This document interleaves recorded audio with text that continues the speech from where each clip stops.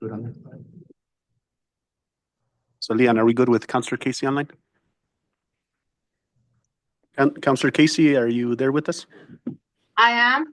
Can you hear me? Right.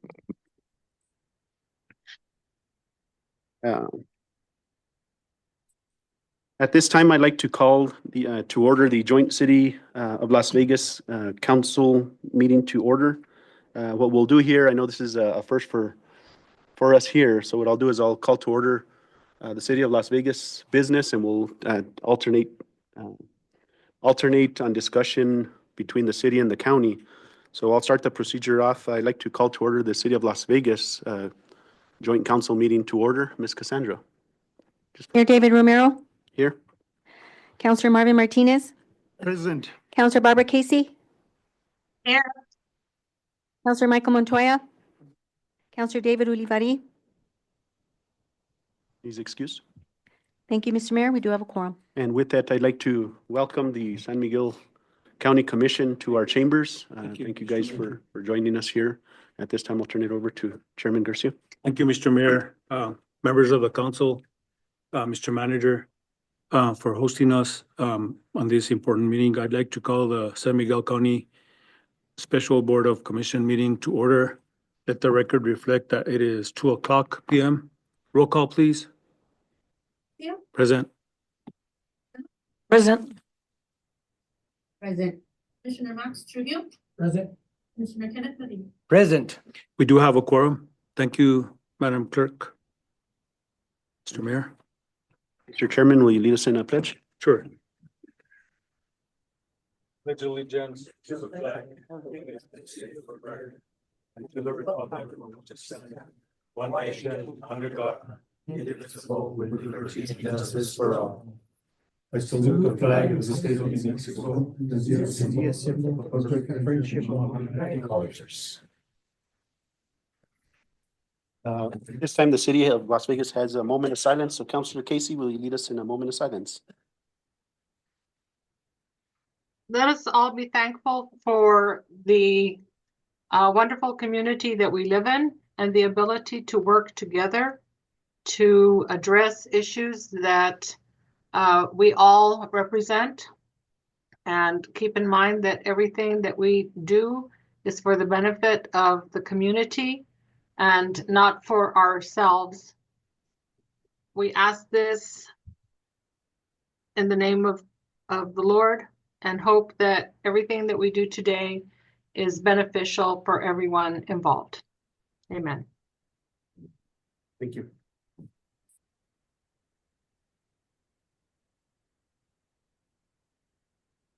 So with that, I'll start the approval of the agenda for the City of Las Vegas. Mr. Mayor, I move approval as presented. Motion by Councillor Casey. Do I have a So second? moved. Second by Councilman Martinez. All in favor, say aye. Aye. Those Aye. opposed, same. The ayes have it. At this time, I'd like to request approval of the agenda. Madam Manager, do you have any changes?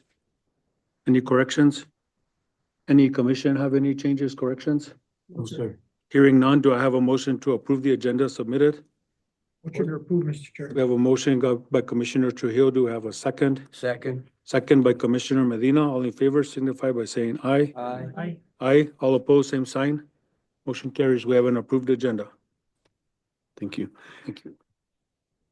So just, counselors and commissioners, I know the council, as we're speaking, if you don't mind, right now you can only have 3 mics on at a time. So if somebody's trying to speak, let's say, for instance, if we wanted to have Tim, we wouldn't be able to. So go ahead and, if you're not speaking, go ahead and press the mic button on the screen, and it'll give an opportunity for an open mic so that the public hears us. It should be up here green Uh, or red? Green will turn it off. When it's red, that means your mic is active. Oh, okay. So at this time, Ms. Cassandra, we have public input. So the way we're going to handle public input, we'll let Chairman Garcia, you want to handle the public input for the first item? Sure. Do we have anyone signed up? Yes, we do. Okay. I'll start with the first name. is- For 8th Street, yes. This is for 8th Street, is Walter Rivera. Mr. Rivera, are you in the audience? If you wanna come up, we're gonna give you 3 minutes to say what you'd like to say. State your full name for the record, please.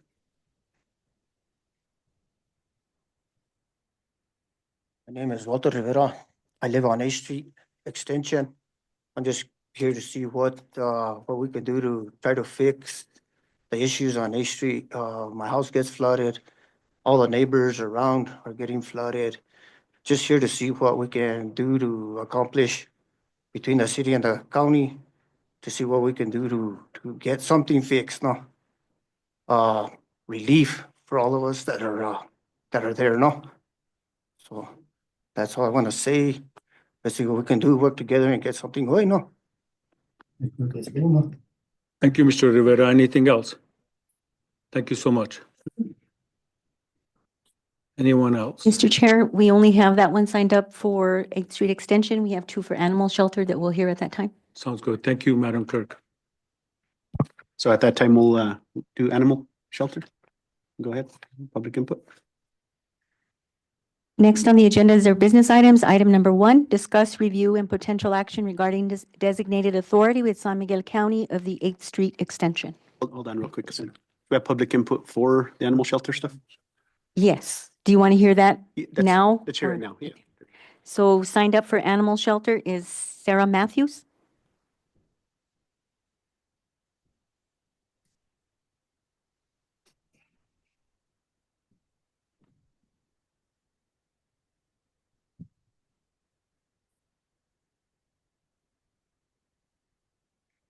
Hello, everyone. My name is Sarah Matthews, Good afternoon, Sarah. and this is Harold, the other Harold. The others. Harold is a survivor of the streets of Las Vegas. He's one of 7 dogs that our group, Animal Advocates, has taken off the streets, specifically Enchanted Hills Trailer Park, in the last 18 months. 3 of those dogs have had to be euthanized due to cruelty, or severe neglect, or one was too aggressive to rehome. I am so happy today that we have the leaders of our city and our county at the same table, and I am so happy that something so important as the animal welfare crisis is on the agenda today. As we all know, it's something that impacts every single member of our community, and I think it is a huge stain on our community. We are better than what we see online and the suffering we see on the streets every day. We need the decision makers at this table to act. It's not something that we can adopt our way out of. I'm so happy that there's funding allocated and it's being worked on getting a new shelter. If the shelter was built tomorrow, it would be filled within an hour. There'd be nowhere to put those dogs. In the over a decade that I have worked in and volunteered in animal welfare in this community, we do have huge disconnects between the city, the county. We have so many issues with lack of funding and facilities at the shelter. But I think first and foremost, the biggest problem is the citizens of Las Vegas, New Mexico, and the citizens of our county. They are not on their own making the decisions not to neglect animals and not to take in animals they're able to care for. We need enforcement, and we need to make sure that the city and the county have the resources they need to enforce laws. As citizens, we need to vote for judges and we need to vote for officials who care about the animal crisis. It's embarrassing as a business owner. I have a beautiful restaurant in a beautiful hotel in this community, and people come here and they are shocked at the suffering they see on the streets every day.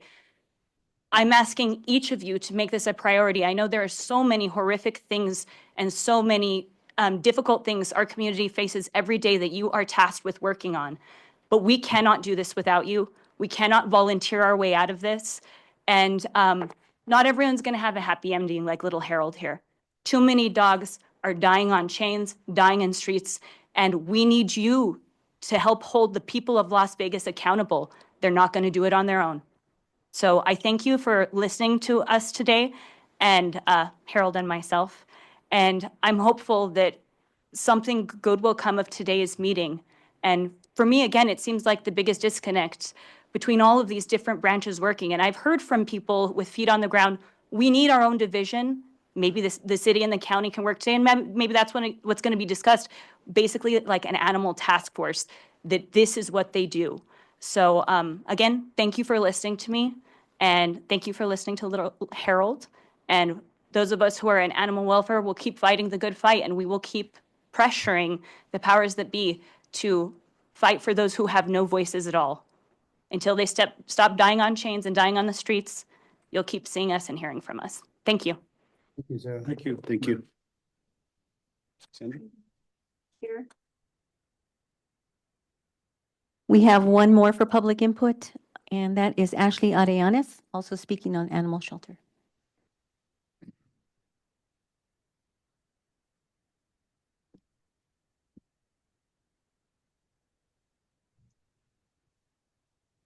Hi, I'm Ashley. Good afternoon. I'm Ashley. I am the chair of the Animal Advocates Group. We started a little over a year ago with, we kind of came together after one of the community meetings that we had at West Las Vegas. We originally joined with the intent of combining different animal groups, the AWC, the city, the shelter. We really wanted to kind of do a collaborative group and work on some of these larger issues.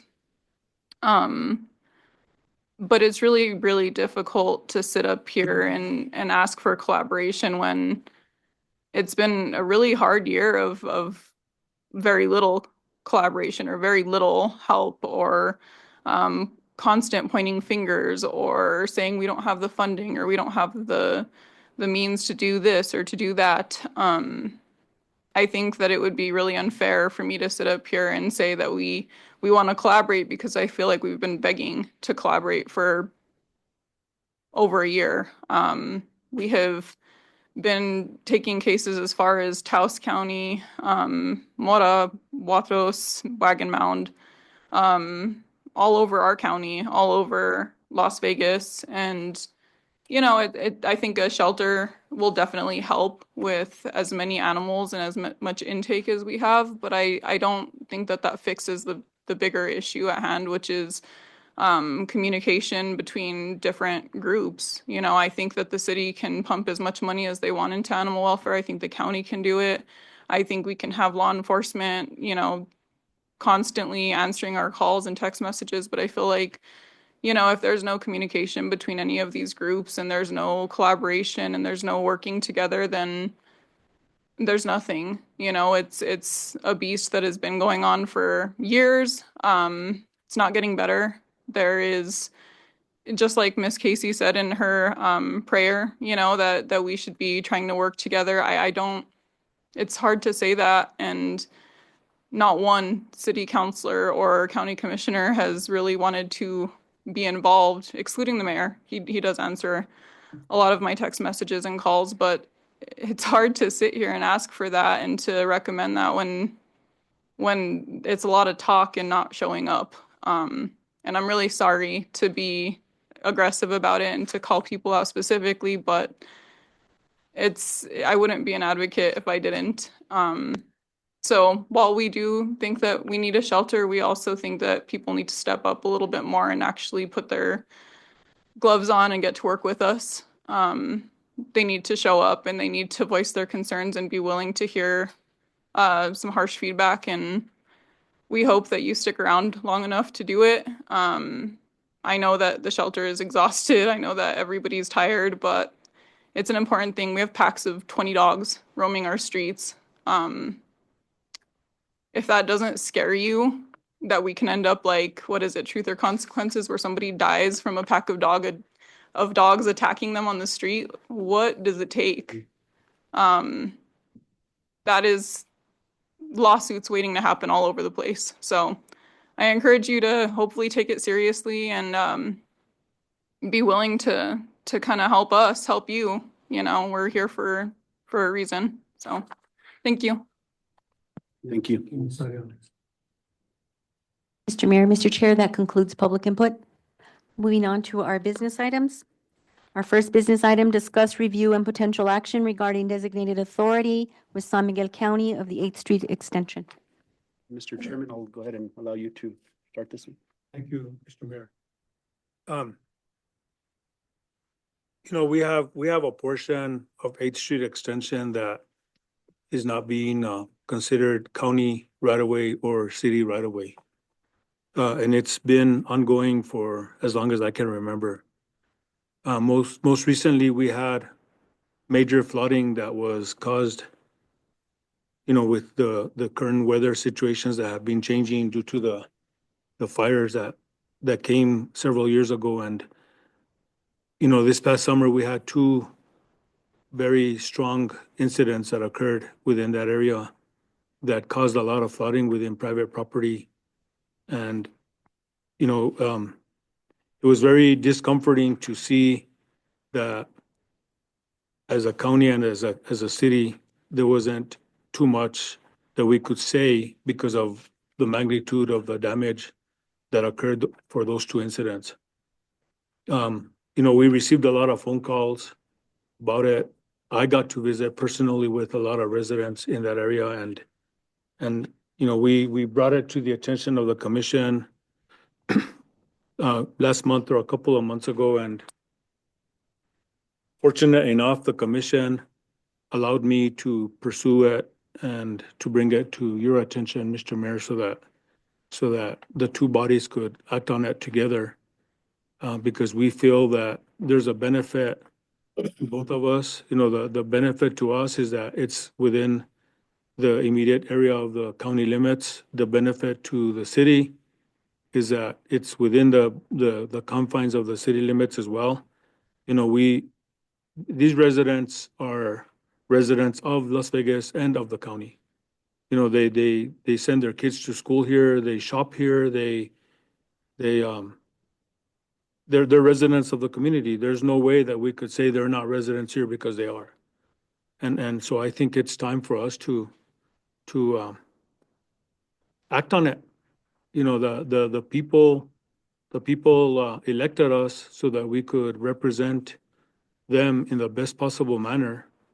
And I feel, and of course, I'm gonna open it up in a while for the commission or the city council to give your input, as well as our county manager and our city manager, if they want to say their input, or any, you know, we have other officials from the county here and from the city that I would encourage that they give their input as well. Because, you know, we as elected officials rely on our staff, on our manager and our staff to do the day-to-day work that is required. And I feel that this project is much needed. It's been waiting too long. And, you know, sometimes time will never wait. Time will never wait for us. And I think it's time that we stop having time waiting for us. So at this time, I'd like to open up, I'll open it up to the council first, and then we'll open up to the city Are there any city council, any commissioners that would like to give your input on this? Mr. Chairman, if I may, Commissioner Medina. thank you and thank you, ladies and gentlemen, for showing up, and I'm part of the animal control and the 8th Street Extension, you know. I think it's our role as elected officials not to claim whose district it is or who's at fault. I think we should come together as a team and work together. Well, I see Representative Gonzalez in the back, and maybe she's the first one we're gonna hit up for some funding. But, you know, we gotta go to Santa Fe and bring these two priorities up to our senators and representatives. And it's like these people need the help. That road's a mess. You try to miss one bump and you hit 3 more. They're just gonna cause an accident because they're coming on your lane and then they go to their lane, you know, so, you know, let's work together. Let's see what we could do. You know, I'm all in for it. Like I say, we're county commissioners for the whole county, not just our district sometimes. Thank you, sir. Thank you, Mr. Medina. Anyone else? Mr. Chair, Commissioner Sena. thank you. Mr. Garcia, Yes, sir. if we mind, can we alternate Sure, county yeah, to yeah. city? Yeah, feel free. So, Yeah, anyone from the city would like to say anything? Mr. Martinez. Mr. Mayor? Mr. Mr. Mayor? so please, you got Councilor Martinez first. Okay. Mr. Mayor and Chairman, you're right. You're right on this, Mr. Medina, Commissioner Medina. I wanted to make comments about it too, because there's a lot of extra problems that we do have because of pork chop. And we've had, you know, a lot of rain events in the past year and a half that have created even more problems for that 8th Street extension. And I guess we really need to definitely sit down at the table. I don't have a lot of history on, I mean, I've read some of this material, but I don't have a lot of history on whose it might be. But it doesn't matter whose it might be. What matters is what are we going to do to take care of it? That's the most important part. But by all means, I kind of want to get a feel for what portions are what, so that we can better understand it, not only myself, but the public as well, so that we can say, okay, well, we got X number of you know, roadway that we need to take care of. And then we've got to deal with the issues that are part of the drainage and so forth.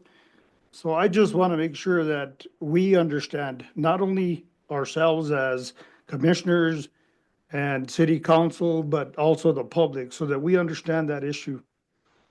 That's it for now. Thank you, Mr. Martinez. Mr. Mayor? We had the Mr. county now, so we had Commissioner Sena. Commissioner Sena. Okay. Yes, thank you. I just want to let you all know how excited I am that we're able to start this relationship together and working together collaboratively to work for the betterment of the citizens of Las Vegas and San Miguel County. I think that together, with all the minds put together here, we can move forward and we can resolve a lot of these issues. And both councilman and commissioner are right on track, and I'm sure that we all are. So I just wanted to say thank you. Thanks for hosting, and we're here for you. Hope that we can be of justice and do things in the right direction for everyone. Thank you. Thank you, Commissioner Sena. Councilor Casey. Thank you. I'm looking at the 2023 New Mexico Statutes, Chapter 3, Municipalities, Article 7, Annexation of Territory, Section 3, 7-18. Annexation to include streets. That's the newest statute that we have on that.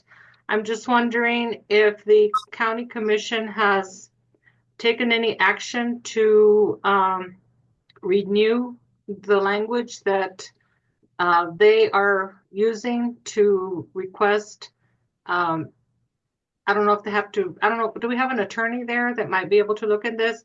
It says any municipality annexing any territory shall include in the annexation any streets located along the boundary of the territory being annexed. Okay, well, that territory beyond for the sign that's out there now that says end of city limits, Has that been done since 1970 or whenever, 1988, I think was the last time that it came up, according to the information that we got in our packets. And it says, as used in this section, street means any thoroughfare that is open to the public and has been accepted by the Board of County Commissioners as a public right-of-way. So, and it says, application of this section is not automatic. This section does not provide for the automatic annexation of adjacent streets, and an annexation was invalid where it did not include streets bordering the territory to be annexed. So that's why I'm asking these questions. What has been done from the last documents that I have in my packet date back to 1988? Has the county commission done anything to annex beyond that? Has the city done anything to annex anything beyond where the city limits are? I don't see anything in the packet that says that we have done that as the city. So my question is, where do we go from here? Thank you, Councilor Casey. We can continue the discussion once we hear from the rest of the elected officials. Commissioner Trujillo. Thank you, Chair. So the issue on 8th Street Extension has been around as this packet would tell since the 1970s. The ball has been rolled down the road, passed to each other well before I was a county commissioner. We've actually, during my tenure as county commissioner, we have had a joint meeting with city officials, and it seems like that was still the spirit. It's yours, it's not mine. It's yours, it's not mine. And it like that is over. I mean, all of this stuff that predates any of our tenure as administration. I was reading through this and it talks about if there's a violation of any of the terms, you know, it's severed from the agreement. Like every one of these terms has been violated. Every single one of these terms in this agreement has been violated. And to sit here and point fingers and you know, it's not going to do us any good. And it's just as the situation with our animal welfare and things like that. The time of doing that is past us now, and I think we need to move toward a viable solution. We have the power in this room, as Commissioner Medina said. We'll go to Santa Fe and we will find funding to solve this problem. It's not a city problem. It isn't a county problem. And there's arguments on both sides that it's past the city limit, but the east side of that 8th Street Extension was annexed into city a while back. And if it's right that the road should have been annexed as well, not just the piece of property alongside of the road, then we look at that. But the details, to me, it's just like none of it is really, it's on paper, but it isn't really valid anymore in this day and age because there's been development out there. There's been increased traffic. Country Acres got built out. I don't know if anybody was ever anticipating that when these papers were established, these agreements. So here we are. The time has come for cooperation and for us to come together and show our community how we can work together and get stuff done. And with that, I'll hand it over to Commissioner. Thank you, Mr. Trujillo. Thank you, Commissioner. Councilor Montoya, would you like to add your comment? Yeah, just for the record, City of Las Vegas has worked diligently with the county. We have a contract for the jail, for our inmates. We have a contract for the ambulance. We have a contract for the shelter. And and other contracts and other agreements. This particular item goes back centuries. Belonged to, apparently, my research 20 years ago when I was on the ATZ Zone Commission. And that's a commission that there's members, half members from the county and half members from the city. And they take care of the regulations and recommendations that happen out on the ATZ zone, which is a 3-mile span between the city limits and the county for future growth. And that commission dissolved 18 years ago, and no council has ever put it back together, or no county commission has ever put it back together. And that's where issues like this should lie, because there's enforcement that needs to happen in that area, in that zone, for when the city is ready to annex in an adjoining property to the city, all those regulations and code enforcements have been in place. And for years, that has not happened. So a lot of the areas are out of compliance and cannot be annexed in. And I mean about roadways, subdivisions have come to mayor and council and wanted to annex in for water purposes or utilities or services, and they can't be annexed into the city because it's not, they don't comply. They need curbs, streets, sidewalks, street lighting, so forth. But nevertheless, to me, all this paperwork is incomplete paperwork. There's a lot of the council meetings are not recorded on here. A lot of the documentation is blank. Nobody signed off on it. The first mayor of the city of Las Vegas, when he consolidated back in 1970, he signed off on it. But that's as far as it went. There's no there's other documentations back to 1988 and 1980 that the DOT owned it, and they didn't own it because they only maintained it for a while, but there's no records. And they maintained it only because it was a state road because of the state park. That road closed in the backside. They abolished it and they did no more maintenance on it. From then on, the county started maintaining it.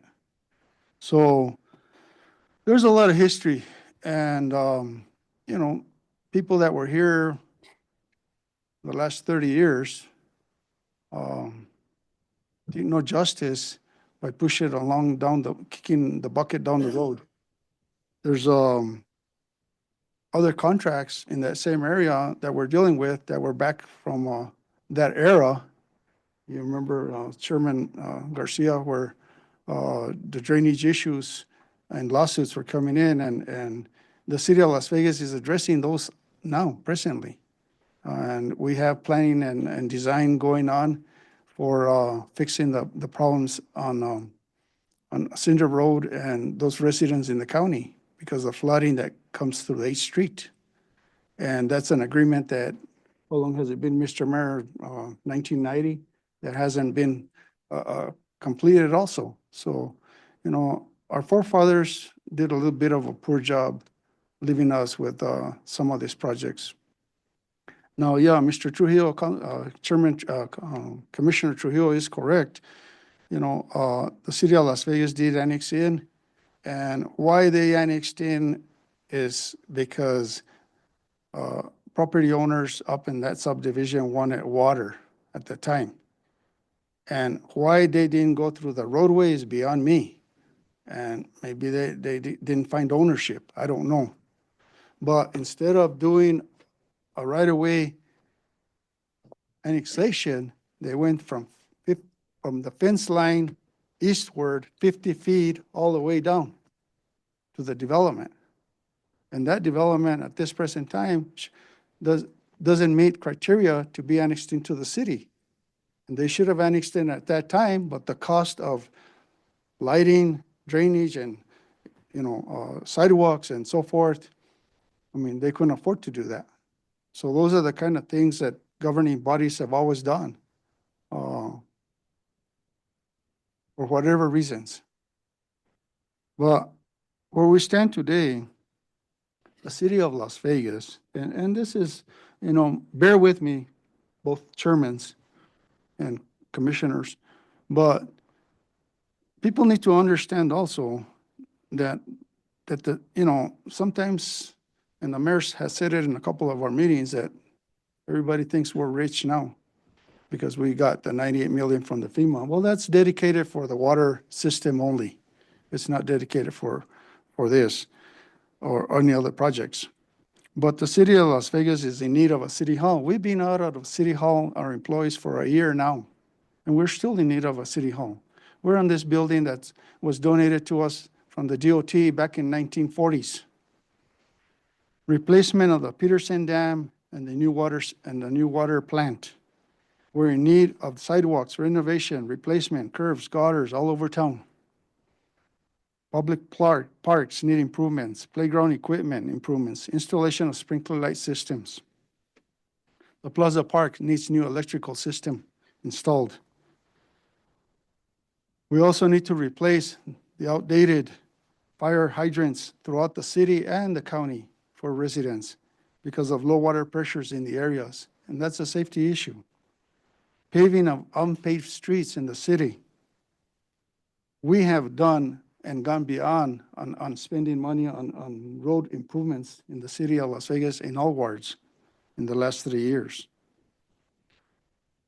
The reason that 8th Street Extension is 16th on our priority on our ICIP plan is because we're addressing the erosion and the damage issues to the county and the city residents in that area of Westway Ball, Smith, and Sperry Drive between Williams Drive and the city limits. And that was already mentioned. Those people got flooded. And we're addressing that area within the city limits already. Our administration is also addressing the flooding that goes into Old National Road and Old National Road. We're trying to avoid those. And we have a project, and it's on their plan and design. We need concrete construction on streets, curbs, gutters, at the cul-de-sac, at the industrial park. There's another agreement that had failed, and that's been since the 70s, I think. So, we have plenty of contracts that have been expired and that we got to get on them and renew them. And that was one of the goals that the mayor had when we had Aaron Scott as our city attorney, to renew all contracts and to look at all ordinances.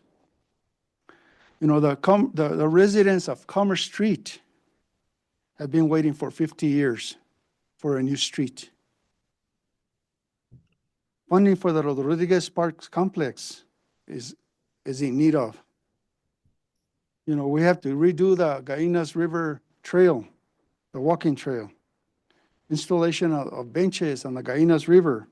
These are all priorities of the city. The annexation requires that when we annex any portion of the county into the city limits, it requires that it to be up to standards. And that meaning streets, gutters, and this and the other. A lot of developments are already existing and don't have all that. And new development hasn't come into play. So, that again goes where the ETZ Zone Commission plays its roles. We have had if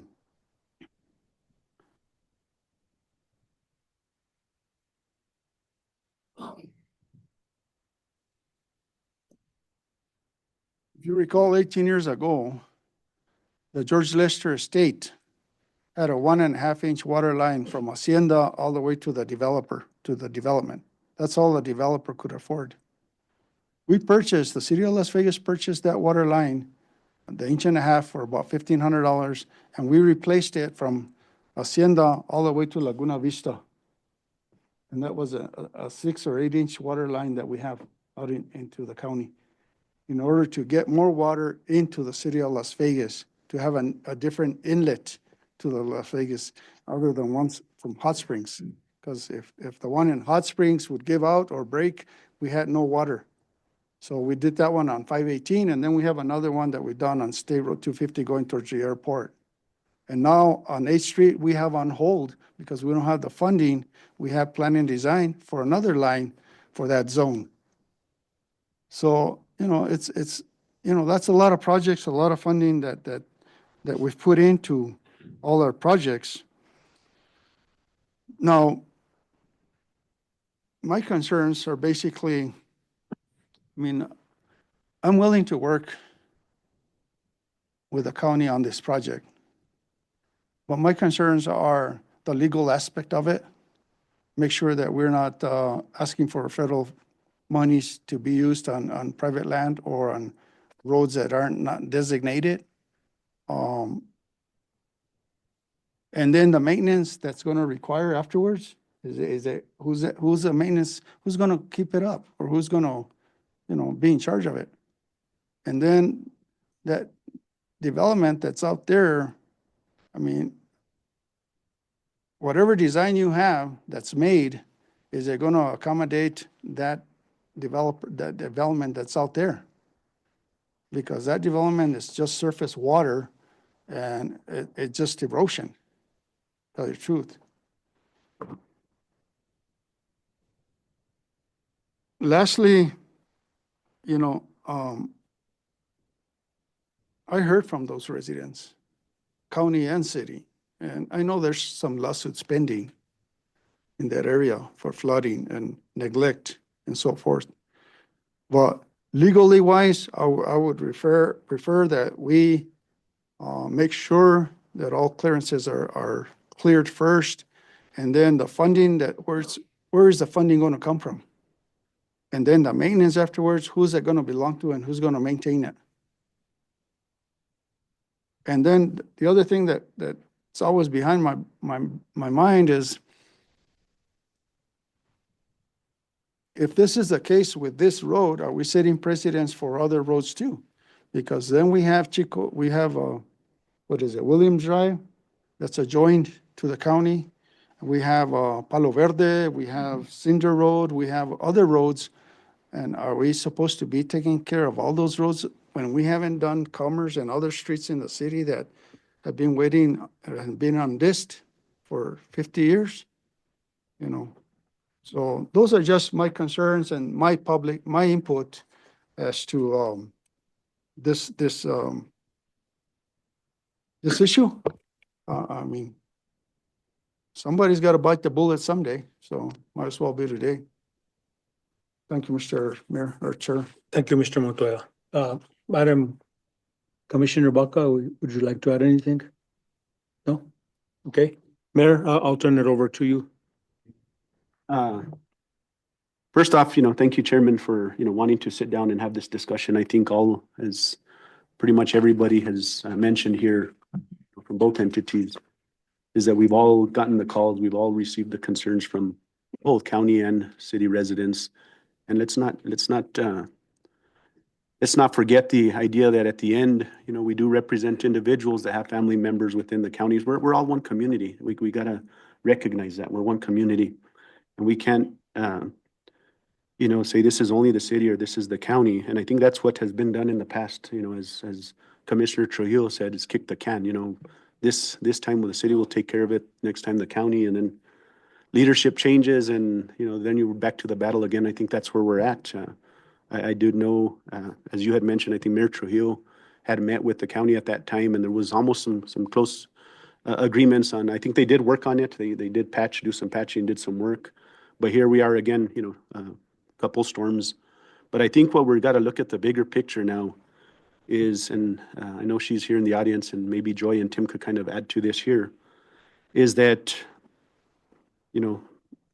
the cascading events of the Calf Canyon, the wildfires that we've had. I think we experienced this past season that weather patterns have changed, runoffs have changed, and I think right now the way we got to look at it is, let's forget of all these, as all of you guys have mentioned. Look at all the documentation throughout the years, agreements, and everything that has been placed that somewhere down the line they dropped the ball. But I think one of the big issues has always been the funding. But I think we have an opportunity if we correct this right and we determine ownership of this. I think there's an opportunity where this could be a claim that could be done through FEMA. And I'll ask Deb, I just want to throw that out. I think we need to start a fresh page here, start the discussion, at least come to a compromise on the ownership. And, it's going to take a while. It's not going to get fixed overnight. We know that. But starting the groundwork on, number one, the funding. I think once the funding is taken care of, we get the funding for this. We take care of it. The maintenance is going to be minimal. I understand, in the past, either the city or the county hasn't wanted to take it on because of at the end, it's the maintenance. Well, if we do it, then we have to continue the maintenance, the costs. I totally understand that. But I think we have a different opportunity based off of what we've dealt with, the issues that we're having. But I think that's where we should start looking at and start this discussion with is if there's that opportunity mechanism and funding. And I don't know if Tim or Joy or Deb, if you guys want to jump in and kind of some of the discussions that I know that we've had internally, and that's why we're all here as a group, right? Is to hear from you guys and how you feel. And, the funding's the big issue, but to me, I think there's that opportunity. It just, we can't do half a claim for the city and half a claim for the county. It has to be something that we come to some type of agreement. So at that, I don't know if Joy or Tim want to chime in and then bring in Deb, or is that fair, Chairman? Sure. So, Council and Commission, thank you for having me here. I do want to talk a little bit about, I've been able to read the packet back up. The history is good to read and so forth. But I really feel that we need to have an understanding from the citizens for the living area out there, the conditions of the road, have a clear understanding of the road damage, the drainage needs, and so forth. I have spoke with Deborah from the Sulzer Group about funding opportunities, and we do believe there's potential for getting FEMA money to pay for the repairs. As far as city manager, my focus is if this land is annexed into city limits, we need to make sure that the annexation process is being followed appropriately. So that we don't have errors from the past. Going through the documentation, I kind of felt like I was reading all over the board, and I can't speak to what really took place in the past. So I think the annexation process needs to be truly followed. We can pursue FEMA funding, and then beyond that, wherever this road sits needs to become a priority of that budget, whether it's through the county or through the city. As city manager, I'll do whatever I need to do to make sure that the city priorities are brought forward. With the council, we can work through the budget process and so forth. But even if FEMA pays for repairs, drainage, and so forth, there's ongoing needs, there's maintenance needs. And that's just really where I sit. So wherever this property boundary ends up, I'll do what I can as city manager to keep that included in our daily businesses. Thank you.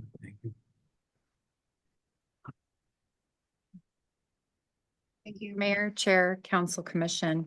I would kind of agree with what Tim said. I do have a couple of questions. I have talked to Deb extensively about this road. She does think that it would be very eligible for FEMA claims money. But I think that there's a couple of questions that we need to answer, and Councilor Castellano and I have just been discussing this briefly. If the property was annexed, then why was the road not, based on the statute that was read earlier by Councilor Casey? And if the property was annexed, then it's not really ETZ, so it would be city, right? So if the funding is there, I think that it would be better served to answer those questions, to find out whose responsibility it really is, and then figure out from there who needs to take responsibility of the road. I think that if the road is engineered correctly and the drainage is engineered correctly, and the drainage from Pork Chop and Don Gallegos is included in that, I don't think there's going to be much maintenance because it's going to be a paved road after that. But I think that it would be we'd have to hammer out all of those details, because if the county adopted the road, that's fine, but we would have to address the drainage on Don Gallegos also, which is city. So it's gonna have to be carefully crafted and thought out. But I think the first thing that needs to be answered is legally, is it annexed by the city or is it not? Mr. Mayor. You know, I'm going to add my scenario about this, and I've already alluded to it a little bit earlier. The surface of that road is in dire need of repair and maintenance. You know, where we call the beginning of the county limits, you can drive out there now and you can go all the way from the beginning of the road to the end of the road at the castle, and it's been restored. You know, the county has put in excess of $3 million over the last 6 years on that surface. And the money that we have put into that has been very little county money. It's been money that we have applied for and have successfully been granted so that we can make those improvements. If we don't do anything today about this, then we need to let the people know that they can expect that that road will never be fixed. You know, I'm alluding to our elected county officials here, the five of us here. You know, we work aggressive, and we trust each other, and we trust our manager, we trust our staff. It's not always the best of the world between us. I will tell you that. It's not always the best of the world. But we have been quite successful in securing what we've gone after. And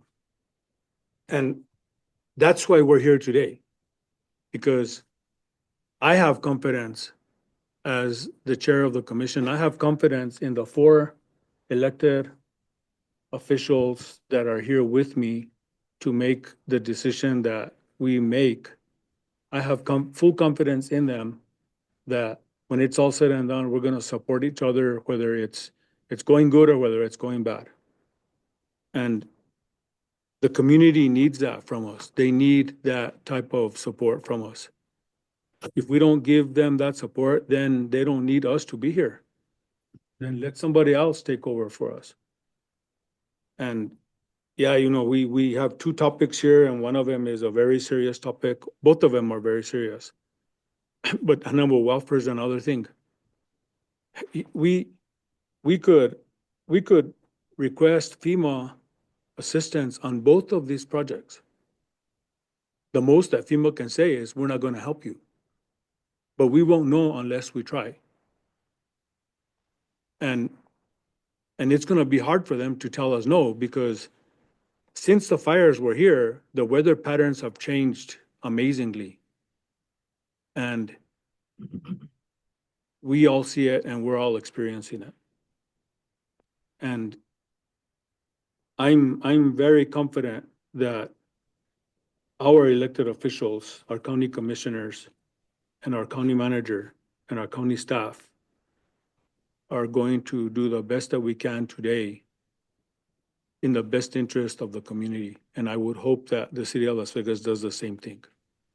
We can go on, yeah. You know, we have San Miguel County just adopted 511 miles of roads yesterday within a 4,700 square mile area. We can go on. Conchas Lake, it's a body of water that goes from here to Bernal. Imagine a lake that goes from here to Bernal, how much water fits in that body of water. That lake rose this year, within a week, it rose 8 feet. And some of our county roads were compromised because of the water that went to Conchas from there. It's an obligation that we have as elected officials. We know that there's going to be consequences that come. We didn't want the fire to happen, we didn't want COVID to happen either. But for the last 6 years, the Commissioner Trujillo and I have been elected officials. It's been nothing but out of the ordinary for us. Excuse me for laughing. Yeah, nothing but out of the ordinary for us. Yeah. And the people are trusting us to do the best that we can for them. And that's why we're presenting this today. And then so, yeah, there's dialogue that goes back and forth, 1988 documents, 1970 documents. Let's do 2025. Let's make this a memorable moment for the community so that we can show them that we're here to support them through thick or thin. Mr. Chair, just a Commissioner point of Trujillo. clarification. I know I kind of cracked up while you're explaining our tenure as commissioners, but I just want everyone to know that we sometimes find humor in that, because from the moment Harold and I took office, you know, we had a cyber event, we had COVID, we had the fires, we've had the floods, and we've had just bouncing from one disaster to another. And you know, if he and I can't find a little bit of humor in all of it in our work, you know, then it would be a rough time to be a elected official in this community. We've gone through a lot together, and I'm 100% with Commissioner Garcia on this thing. Let's rewrite the book starting in 2025. Today, this is a new chapter in city and county collaboration. And today seems like a great day to get that going. Chairman. Go ahead, Mr. Mayor. And Mr. Castellano, if you don't mind, I know Councilor Casey, basically she was asking the annexation. I know Joy just brought that up. Can you kind of touch up on that and kind of what you see? Yeah, Mayor, Council, Commissioners, thank you for having me. I apologize for my tardiness. I had a criminal case in Santa Fe, so I'm here. We've done just a bit of brief research, and this poses some challenges on the part of the city and the part of the county. Reason being, as you mentioned earlier, the statute does state that when you annex a piece, you also annex the adjoining roads or public thoroughfares, is how it reads. And so, absent some type of explicit motion or something of those sorts not to annex that road, essentially it would be automatically included. However, there is also some case law that could hold the annexation ordinance of that piece invalid for failing to include the public thoroughfare. That kind of where the challenge kind of presents itself at that point.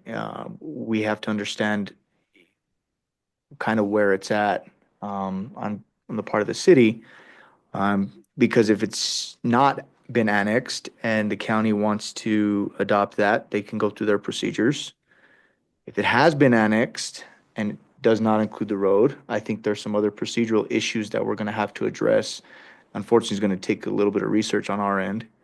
And if it was annexed and did not include the road, that brings the city to the point where we're saying is the ordinance annexation, the ordinance that annexed that parcel, is it now even valid? And so, as you can see, it presents some significant issues. And it would take, in my opinion, some significant research to see where we are, what type of implications it would have on individuals currently living there, what type of legal challenges that'll place the city and or the county in, things like that. And so, again, we've done just a brief overview. The historical documentation that we have, I think the city manager put it quite well. It's kind of reading all over the place. We're reading a lot of what was done, what was wanted to be done, what wasn't done, if that makes any type of sense at all. And so I do think, ultimately, there is a possibility that we can proceed forward today. We just have to be mindful that there could be some implications in whatever decision is decided today. And so, in my opinion, there could be an agreement moving forward, at least for maintenance, a joint agreement, while you allow us or, whichever legal counsel is assigned this task to research the larger issues and kind of the legal implications of county adopting it, city adopting it, or not adopting it, those type of issues. And so it has presented a bit of a challenge. And so those are some of the issues that we've identified. Without further direction, of course, from the city to kind of dive into that a little more, that's kind of where we've halted the overall general research. Thank you. Mr. Mayor. Mr. Mayor, Mr. Chair, if I could ask a question of Councilor Castellano, would it be appropriate if one of the entities volunteered to start working on some sort of preliminary engineering regarding the drainage? I think that'd be highly appropriate. Just again, we just got to keep in mind potential implications in the future. And there may be none, right? I'm just, we have to be aware of that. The research could take us to a point where we're saying, all right, somebody adopt this road and move forward. That could be very well where it goes. But there could be some other implications that we have to be aware of. Today, that could be the direction. And I think it'd be highly appropriate for one governing body to say, we're going to proceed this way. We can put together an agreement pending any type of, further research needed. Commissioner Medina. Thank you, Mr. Chairman, Mr. Mayor. Joy, thank you so very much for the input you've given us. And I got to agree with you that any agreement we come towards with today, it's got to be with planning and engineering of the drainage of Pork Chop Hill, because it's going to be for nothing. Anything else that we do is going to be for nothing. What I'd like to see, Mr. Chairman, Mr. Mayor, today is see if we could come up with a joint agreement to where we have our city manager and our county manager, our legal counsel, work on something as simple as possible. And like Joey was saying, if we were to take it over, to see if FEMA would accept that, so we could get some monies to start doing some planning and design, get an engineer aboard. And meanwhile, if we could at least do a Band-Aid type of repair to the road, because it's in bad shape, I feel, for these people. I drive that road a lot too. Thank you. Mr. Mayor, thank you, Mr. Medina. We could go on and on and on and on, but I appreciate your input, Commissioner Medina. Would you like to put that in the form of a motion? I sure would, sir. Okay, so and then we'll turn it over to you so you could So do what your I was going to ask you, Chairman, is if we could, I know you guys have had an opportunity to discuss a little more. So I just wanted to kind of get from, our governing body a little more discussion before, just, bring in Deb maybe real quick, Deb, a minute or so on the opportunity for funding. And then from there, just to get a little more of their, the council's, questions that they might have, because I know you guys have had an opportunity to discuss it more than what we have. Well, that's fine as long as we stick to the 8th Street topic. Yeah, okay. So Deb, if you don't mind.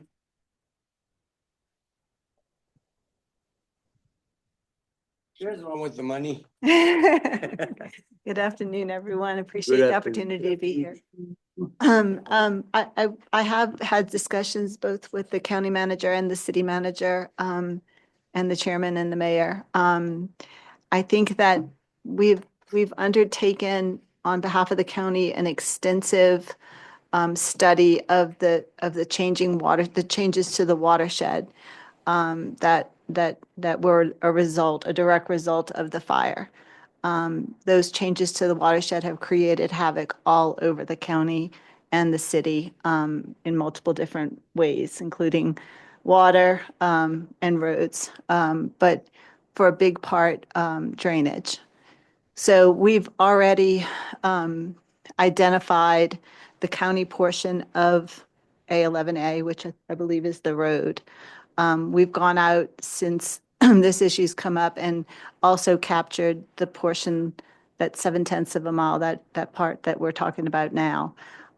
We are at present reviewing the study that's been done on the whole watershed to see what impact that watershed has on that particular piece of property. If in fact it has had a significant impact, then I believe we can present that to FEMA either in public assistance for funding, or if not public assistance, in the claims office.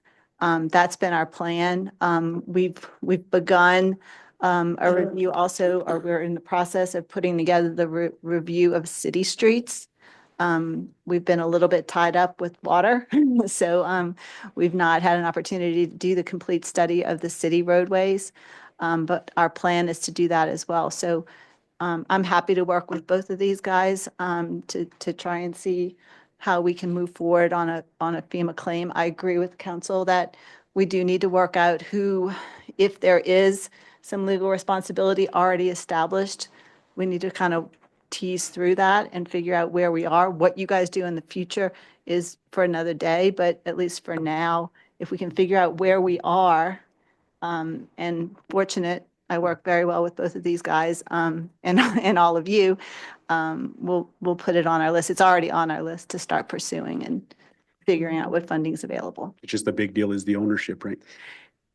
Yeah, it's great because I represent both of you guys, but both entities, but yeah, we need to pick a horse and figure out, and I think we can do some potentially some memorandums of agreement or MOUs or things like that to try and figure out, or joint agreements to figure out how to move forward quickly. I think with some direction from you guys for us to work together, I think that would be a big starting point. And we can do, even through some of the stuff that we have access to, we can start to do some preliminary big picture. We won't do any engineering drawings and design, but we can at least give some context to, potentially what needs to happen just through our subject matter experts who are working on the drainage big picture for the countywide. Thank you, Debbie. And then Chairman, at this time, that way, if I could just open it up to the councilors for a little discussion. And again, councilors, if you don't mind, let's just stick with this issue at hand. Specific questions that you might have that maybe can be answered here, with the county being here. And I know they have some of their staff, and I know we have Arnold at the city, because I know they've had an opportunity to discuss a little more this item than what we have. So councilors, I'll open it up. Mr. Mayor. Inclusive. Mr. Mayor. Thank you. I have a question for Mr. Castellano.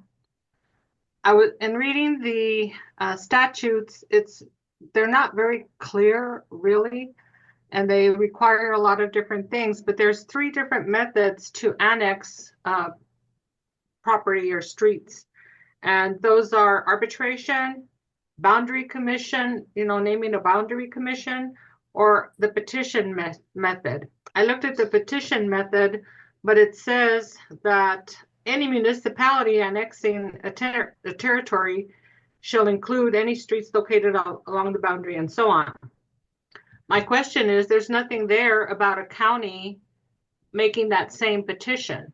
So I think all of us agree that we understand very well the issue at hand, the severity of the need for working together to get things taken care of for the good of the community out there.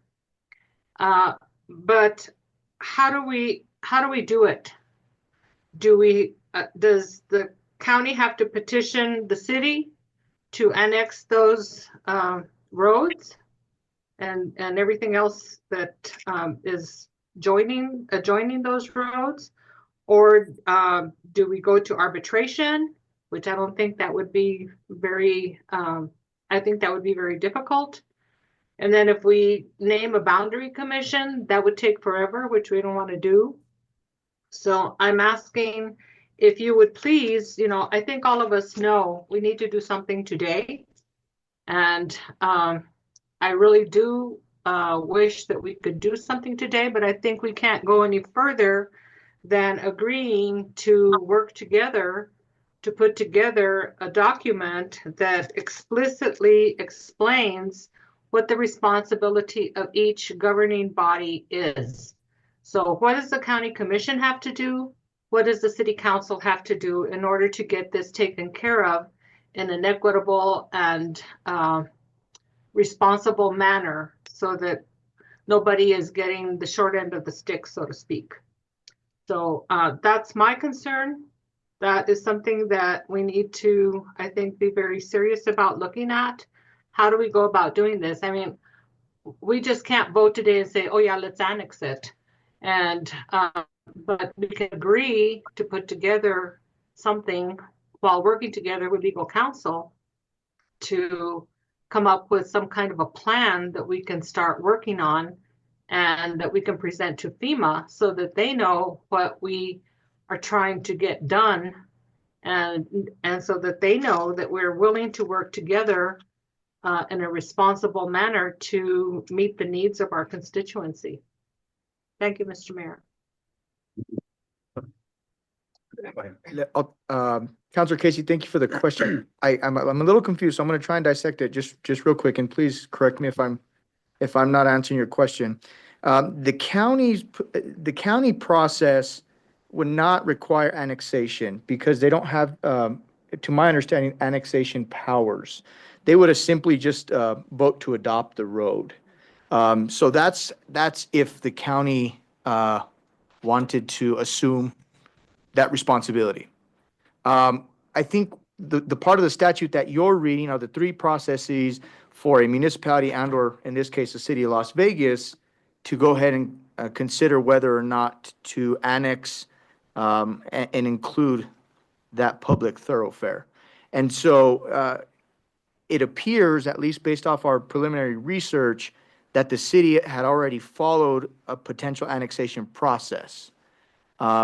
I can't tell you, Councilor Casey, whether or not that was done via petition or any of the two other processes that you mentioned, because I have not dove deeper into that section. So moving forward, I guess on the city of Las Vegas side, it really, the process would probably be to determine whether or not and to what extent the annexation took place. Essentially probably reviewing minutes, seeing what the motion was, reviewing the ordinance, how it was written, the annexation ordinance, to determine that side of it. So I think I answered your question. If I need to clarify, or if I was way off, please let me know. But I think that answered it. I think you did, and so I appreciate that very much. I couldn't find anything in the statute that said anything about what the county's responsibility would do in terms of getting that piece of road annexed. Everything was focused on municipalities, so I'm glad you explained that. Thank you very much. And I have all confidence in Deb Sulzer, Ambrose Castellano, all the commissioners and all the city councilors and the mayor and the county commission chair, that we will work together to get this resolved as quickly as possible so that we can move forward on it. I think, driving out there is a nightmare. Every time it rains, it's a mess in everybody's yard. I heard from everybody that lives out there, I think. They called me up when they found out that it was on the agenda for today for a special meeting. So I really do hope that we can get this taken care of, like I said earlier, in a responsible and, comprehensive manner where we're all sharing part of the responsibility and where we're working together as reasonable elected officials. Thank you, Mr. Castellano. Thank you, Councilor. Councilman Montoya. Thank you. You are correct, Mr. Mayor. This is kind of like an overnight kind of thing that happened here. County has had some time to research. I don't think the city has. We don't even have an in-house city attorney, really. But there's a lot of documentation missing and so forth that I see. But I think that, you know, in order to move towards a plan and design, I mean, I'm gonna say we, the city, do not own that section of the road. That's as of today. The annexation was done, whether it was done illegally or illegally. I mean, that's up to the courts to decide or whomever. Whether it needs to be diverted back or if it was done illegally, I mean, that's neither here or there either. But we haven't done any maintenance to it. The state department, highway department, don't claim it their road. Prior to that, the Merced, that was a Merced road all the way through Montezuma. And they don't give out roads. So that's where all the legality comes in. And the last time that we met with ATZ Zone, and the city and the commission, the direction was given to both city attorneys to do the research and come back and find out who it really belonged to or what the history of it was. I mean, the city doesn't claim it, and the county's been maintaining it. We don't have lawsuits pending on that section of the road, and I believe the county does. But nevertheless, today, I can't see us moving forward unless there's ownership of that road identified. Because, I mean, we can always do an agreement and the whole works down the road, but if there's no ownership, I mean, no one's going to listen to you. And you can't move forward without ownership. No funding will come without ownership. And I don't think the city is in the state today to claim ownership when we haven't, you know, we haven't done anything other than the annexation back in the days, which was something that probably was motivated by political influence, you know. So I think that Mr. Castellano is right. This is something that needs to be researched, and more clear answers need to come back to us, and 1, 2, and 3 possibilities of what we can move forward with. I would think that would be the direction. I'm not an attorney, and I'm not, you know, an expert on boundaries and properties and easements and annexations. But to me, I mean, that's, I think, the direction that in order for us to work together to come to a solution needs to happen. Otherwise, we're putting the cart before the horse. And we're just going to run in circles and come back with no answers. And we're not going to be able to move forward. So, thank you, Mr. Thank you. Mr. Mayor. And Councilman Martinez? Yes, Mr. Mayor, you know, we listened to all this information going back and forth, and part of this property was annexed possibly by the city of Las Vegas. And now does that include the street or the highway or, you know, State Road 71 or A1A, A11A? The real fact is today is when we need to do something with it, okay? If it was my call and my call only, I would sit down with the county and say, let's get some engineering figures, you know, looked at, and we need to share this cost. If we already have this top portion of this property, the right-hand side, the east side of this highway annexed, whether it's legal or not, if that is true, that it is legal and we move forward with this whole project, we got to step back and remind ourselves, hey, these are our people, this is our community, this is what we need to do. I would take the engineering cost of this project and I would split it in two. And, you know, the county would be responsible for half of it. The other half would be the city of Las Vegas. Yes, there's subdivisions that have, you know, popped into this whole thing. And, you know, if you go back and you understand subdivisions are when somebody puts out a subdivision and makes a subdivision, they're supposed to follow requirements for street lighting, for, sidewalks, curb and gutter, water, and paving. And a lot of these subdivisions that were popped in, whether they were popped into the city annexing or even the county, this is what's happening with you guys right now, the county. The county's having to resurface or pave part of Country Acres area. It is not the responsibility for the county or the city to do that kind of work, number one. That is the responsibility of the subdivision owner. You can't go to Albuquerque and go to a subdivision over there and expect to, well, I gotta pay for the paving on my street or my driveway or this or that. It needs to be done properly, and that's where enforcement between the county and the city has to be pretty much equal. But if I was gonna do this today, and I came to an MOU with the county today, and I had the ability to do that on my own, I would say, let's figure out the engineering cost for this project. Yeah, of course, we want to give it to Deb and see if the Sulzer Group can take care of it. And hopefully that funding or part of that funding would be supportive to this project. But we need to share this cost, because those are our people out there. Those are people that are tied to our community, not only with some of the services that are out there with city water, possibly city trash, maybe not sewer, right? And I understand some of those services aren't included in there.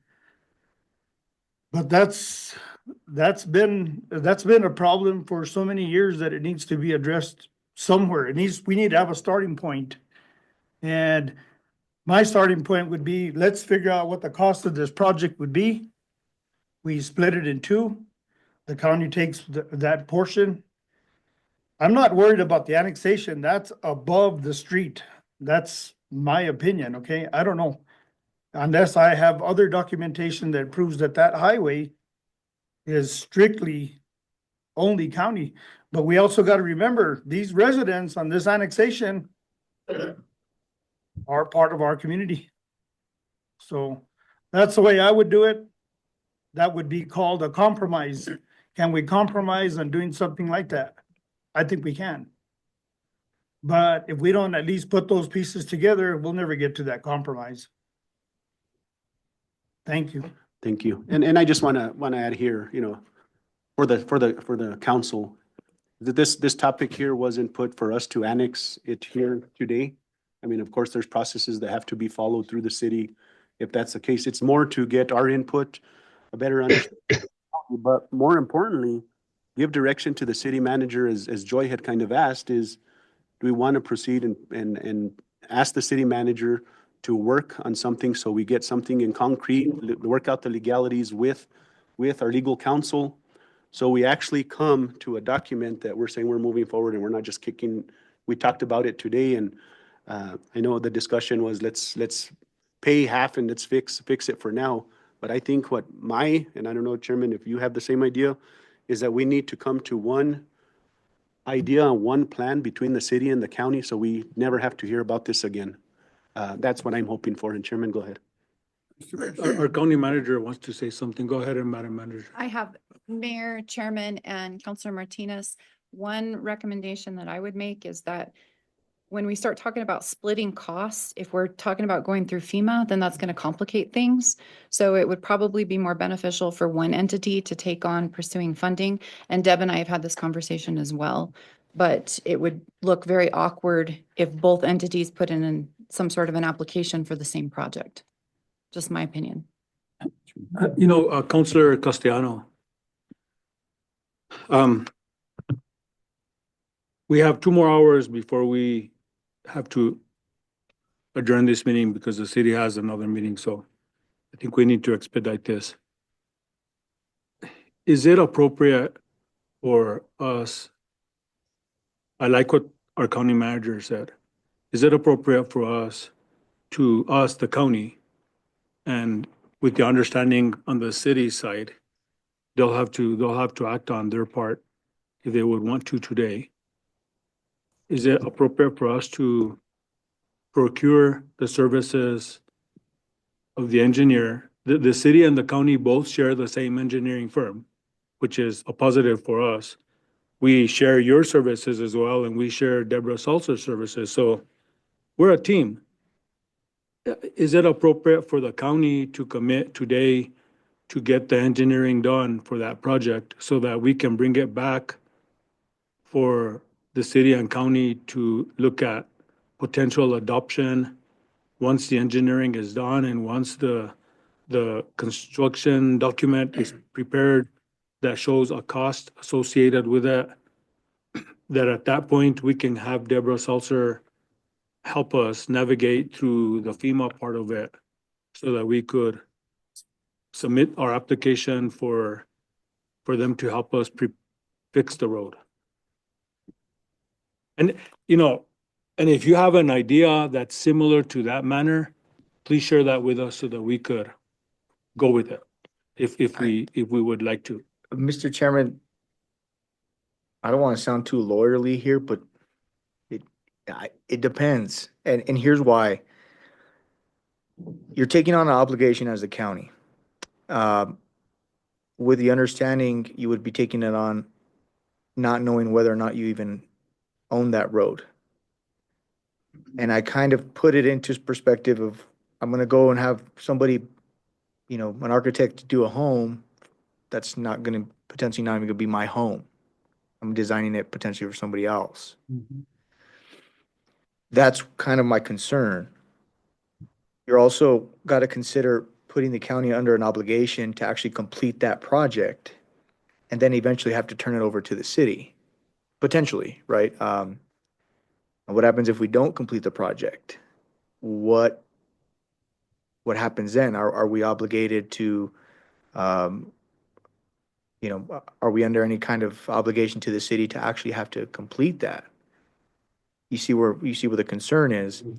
I look at it from a different perspective, in terms of a surveyor. I can get a surveyor to survey a piece of property. It doesn't necessarily have to be mine. They can do that. So I think just understanding that there's some obligations and potential consequences, if you will, undertaking that. But I don't think it's necessarily something that cannot be done. So if that's the direction, I think I would just advise that there could be some obligations implied that we're going to have to get this done. It might have to be for somebody else in the end.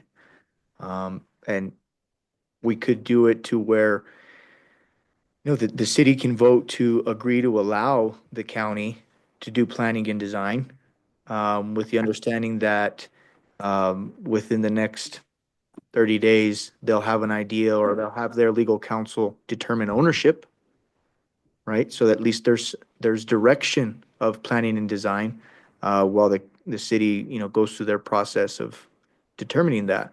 And they give you that authority to do that on, I don't want to say on their behalf, but, in conjunction with them. So that could be a direction. I was thinking along the same lines to offer a possible, resolution similar to that. The parties agree to enter jointly into a planning design phase. That way, both parties are available. And I do understand, I think, with the, FEMA reimbursement and, the Salsa Group, as we all know, ownership is, unfortunately, if you don't go to FEMA with the deed, don't go to FEMA at all, right? I mean, that's just the way it is. With the understanding that maybe in that agreement, we say the parties will share the cost of this, and in the end, if the city gets the full cost, they agree to share it with the county for the planning and design phase, right? So I think that was going to be my suggestion, to enter into that planning and design phase. So there's something happening on the project. So at least when we're able to determine that final outcome, there's already going to be something in place to proceed. But I think just to answer your question is, it depends. Okay. Yeah. And I'm going to continue, but I think Deb has something that she wants to say. If you want to come up, Deb.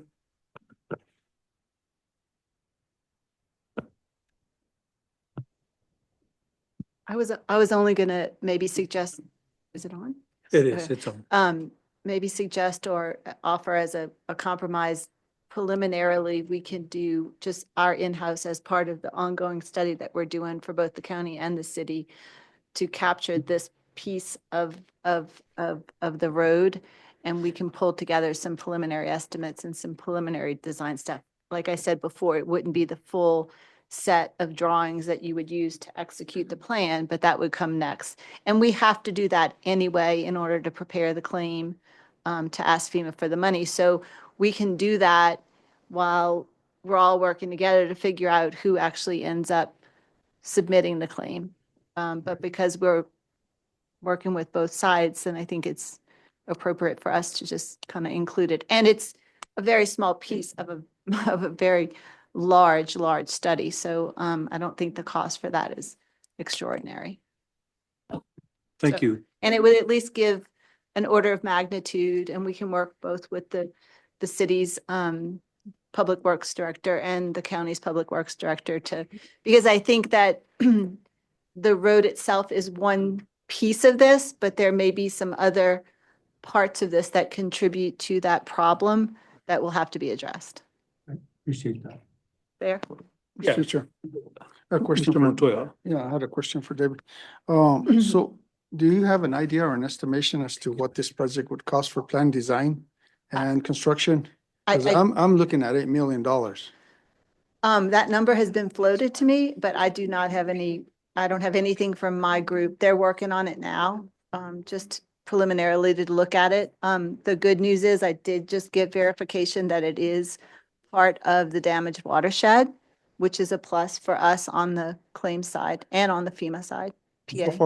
So far, how much has the city gotten besides the 98 million on the side of other projects from FEMA? This day, how much money have we gotten? 20 million? 20 million? Okay. And we have currently pending about another 20 million that's in the queue. Do you And that's not- anticipate if there would be a request for FEMA for 8 million for this road, for instance, would you say that it would be addressed within a year's time? That we Within a year's time, certainly. certainly a year's time. Mhm. Okay. I And mean, we've made tremendous progress on the road projects for the county, mhm. which has been, I think, beneficial for the city as well, because we've done all of the plowing of the field, if you will. And getting to a point with FEMA where they understand the process that we're using for identification of damages, for reimbursement for expenses. I mean, we have some strategies that we've worked very, very hard to move forward for the county on roads. So the way that I see it is that this will just be, the city piece of that will just sort of get folded into the 511 miles of road that the commission chair mentioned earlier. So. Thank you. So, You're so welcome. councilors, if I know the county's probably ready to act on theirs, but I just want to give you my suggestion, my idea on us moving forward. I mean, at the end, I think we do need to come up with something. And what I would ask the city, and maybe even the county, if you guys, agree to this, is have a 3-step plan. So that 3-step plan would be, first of all, here, and we could adopt the plan if you guys are willing to, entertain this motion idea that I'm suggesting, is that the first part be an MOU between the city and the county. And that's to preliminarily work on the engineering, whether it's through the same engineer that we both use or through Deb, whatever is more feasible. So we don't have to tie ourselves, as Mr. Castellano had mentioned, where it might tie you guys legally, but that's a first step. The next step would probably be is once the legalities and all that are figured out, is who adopts the actual road. And then the final would be once, and that's more for the funding mechanism on who's gonna file that claim, the city or the county. And then the third step would be the final maintenance and upkeep from here on out, a final agreement. And I don't know, how you guys feel about that, but that gives us a step program to give direction to the managers, and then they follow up. I mean, once all those, the engineering, the ideas that, Deb might have, once that step's done, then we could come back as another meeting or separately, it doesn't matter, because once we follow this 3-step plan or whatever we decide, Then at that point, then who's gonna adopt the road? I think that one we might have to have the joint meeting. And then the final one in who's adopting, then from there, well, adopting for funding purposes, is more what I'm figuring. And then the last one would be for the maintenance and upkeep, so we know what are the boundary lines. Is that fair? I don't know how you guys feel on our side, but I'll leave it at that, Mr. Manager. I feel very good without it going back to, what I originally said, the original paperwork was all over the board. And my second point is really getting to understanding the needs of the road, of the drainage. And that would then tie back to getting the engineering done. And thirdly is going through the annexation process and understanding so that we're following it appropriately. And that's where that step two, whether they adopt the road or we annex it, I mean, that discussion will, but we need to know where we stand right now and. Absolutely. And I think those 3 steps then can handle the financial side, the ownership side, and then working with FEMA through the claims process. Mr. Mayor, I applaud you for your suggestion, and we've talked about this. Our governing body has talked about this previously. And I think that I speak on behalf of all of us, but all of us are here, so each one of us can allude to however we feel. If we can come to an understanding today that rectifies the problem that exists today, I think we'll be okay. And you offer a solution that does that. And I appreciate that you're suggesting that, because that goes to show that if we approve that today, it goes to show that we're here to do the best for the best interest of the residents that we represent. And I'm gonna open it to any of our elected officials that want to echo or want to disagree. And if because we need to act on this. I want us to act on this today. And we have a lengthy item ahead of us with the animal issue, and I don't want to prolong that too much. Mr. Chair, Commissioner Trujillo. I agree that we can act on this today. And I think like eventual adoption or assumption of the roadway and maintenance, if we can pull this off and we can create a passable roadway, I mean, that's the easiest part, is who's gonna say it's mine now that it's done and it's really nice. It'll be easy for one of our entities to say, we'll take it from here. And I think, and good, I look forward to that day of it, when it comes. I look forward to that day. But I think doing this today, getting obligation, getting commitment from both city and county to move towards engineering, I think that is huge. And I'm in full agreement of making that a reality today.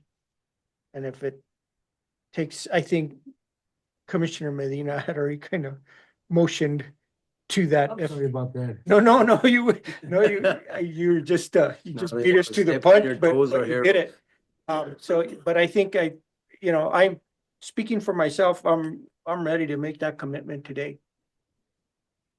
Are you okay, Mr. Mayor, if I ask our elected body to take action and then you ask your elected body to take And that's action? kind of what, yeah.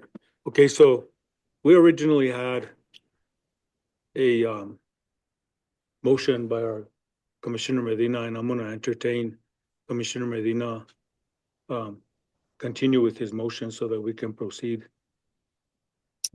Commissioner Medina, are you in favor of your motion based on the recommendation that the mayor has presented? Yes, I am, and I'd like to make that motion. Okay, so we have a motion by Commissioner Medina. Do we have a second? We have a second by Commissioner Baca. All in favor signify by saying aye. Aye. Aye. All opposed, same sign. Roll call, please. Yes. Yes. Commissioner Bernadette Baca? Yes. Commissioner Max Trujillo? Yes. Yes, ma'am. Motion passes unanimously. I'll turn it over to you, Mayor.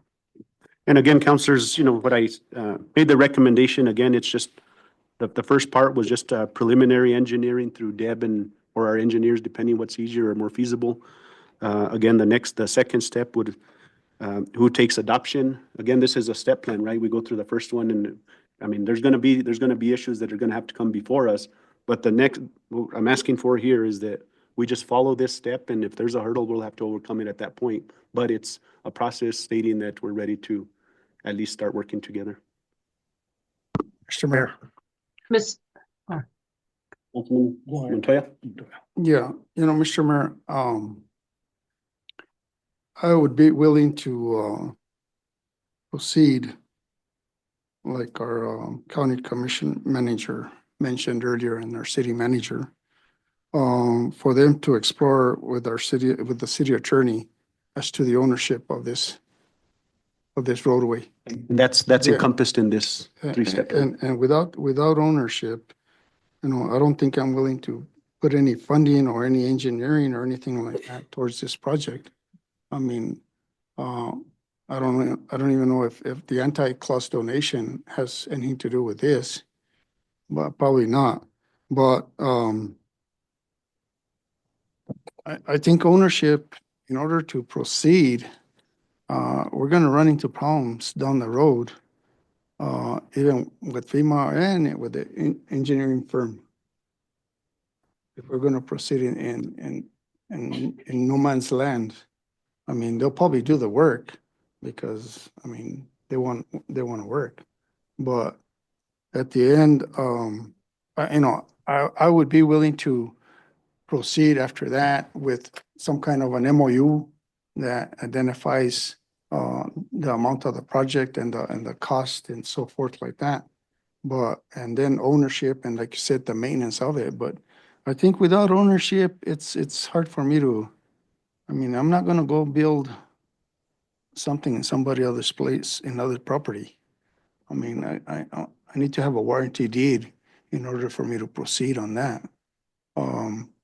And it's just like the Gallinas River Park. I mean, we didn't have a survey. We surveyed it, and now we know where we have to invest our federal government money, because, Right. I think that we need to have that in order for us to have the agreement in place and then proceed with maintenance and all the rest of it. Thank you. And I think that both the county manager and the city manager, with the attorney's help, with those three people, I think they could come up with what needs to be, what's required, and come back to us, and we'll proceed with that. And again, that's clarification. That's what that first step and that first three-step plan was with the MOU. Yeah, but So- that's, With that, Councilor Casey, or I'll entertain a motion at this time. thank you, Mr. Mayor. I just wanted to kind of get things straight in my head. So, we're agreeing for determination of ownership, Oh, so preliminary engineering, we're agreeing. and Go ahead. and maintenance. Are those the three things? So right now, we're basically adopting a three-step plan. The first step would be an MOU that would give the city manager and the county manager basically direction to work out or figure out engineering costs, whether it's through Deb or using our same engineer that we both have on contract.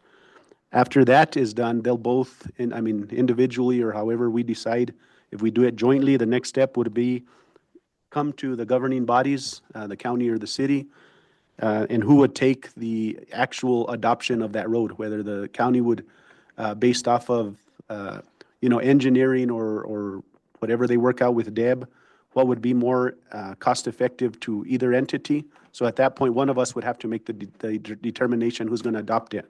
And then the final step, at this is, once it's funded and it's done, is who's going to continue to maintain it at what point. So it's just a step, basically a step program, and the first step is giving the authority for them to start working together on an MOU and getting those preliminary ideas and costs for that. Mr. Mayor, I move then that we follow your suggestion and agree that we will put together an MOU to give the managers and Deb time to figure out engineering costs and the other steps that will come after that. I think we need to be very careful about the MOU, and then we can take a vote on that MOU once we see it and what it entails. And then we can move to the next step. But I think taking a first step now is necessary to get things moving. We have to take action. We just can't sit here and say, "Oh, we'll wait." So I move that we approve that the city manager for the city of Las Vegas work with the county manager, Ms. Ansley, to develop an MOU to move forward on this process. Counselor, I have a motion by Counselor Casey. Do I have a second? Second by Councilman Martinez. Roll call. Counselor Casey? Yes. Counselor Montoya? Counselor Martinez? Yes. Have a motion by Counselor Casey, a second by Counselor Martinez. Thank you, Mr. Mayor. Motion carries. Thank you. Thank you very much. Mr. Mayor, moving on to our next item for both the city and the county. Discuss, review, and potential action regarding a joint partnership with San Miguel County for animal shelter services.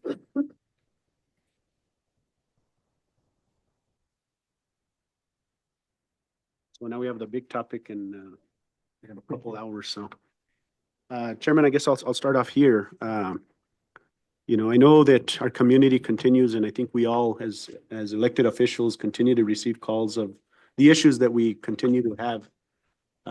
I just want to start off, on the city's part on what we've done in the past couple of years. We can go to our budgets, and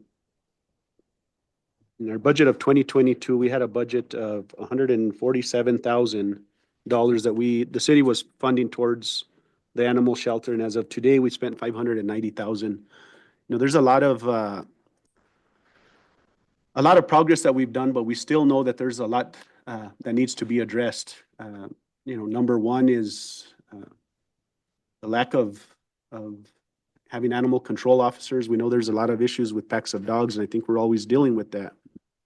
But I think in discussion, I know with Sheriff, maybe you could join us here, because I know you're part of this, and Chief. There's just all these ideas that we've talked about, and I think it comes to the point to where, both the city and the county have to address this together. We do have an MOU, that we put in together a couple of years ago, I believe it is. But I know some ideas, and Miss Joy and Tim, we've kind of discussed a joint powers agreement. And Sheriff, I don't know if you want to, if we wait for Joy, or just so we could kind of go over what kind of the ideas that we've talked about. We can, or we can, for the sake of time, I can chime in a little bit. And of course, the sheriff's been involved, so I would invite that he come up to the front. But the concern that I have as a county commissioner is that there's one service, but there's multiple parties that are involved, and it's with the current situation the way that it is. It's a very serious situation with COVID, people adopting dogs, and then all of a sudden the fire came and they had to abandon their dogs, and it's rampant. It's just way out of hand. And so here again, this is similar to 8th Street. If we work together as two governing bodies with one intent and one purpose, it would probably be a better impact to the community for us to do that. And I'll turn it over to our county manager and our county sheriff so that they can allude to conversations that we've had, and we've had conversations in this room as well, as about possibly joining the animal sheltering service together as one unit rather than there being two units now. So Madam Manager or Sheriff, whichever one.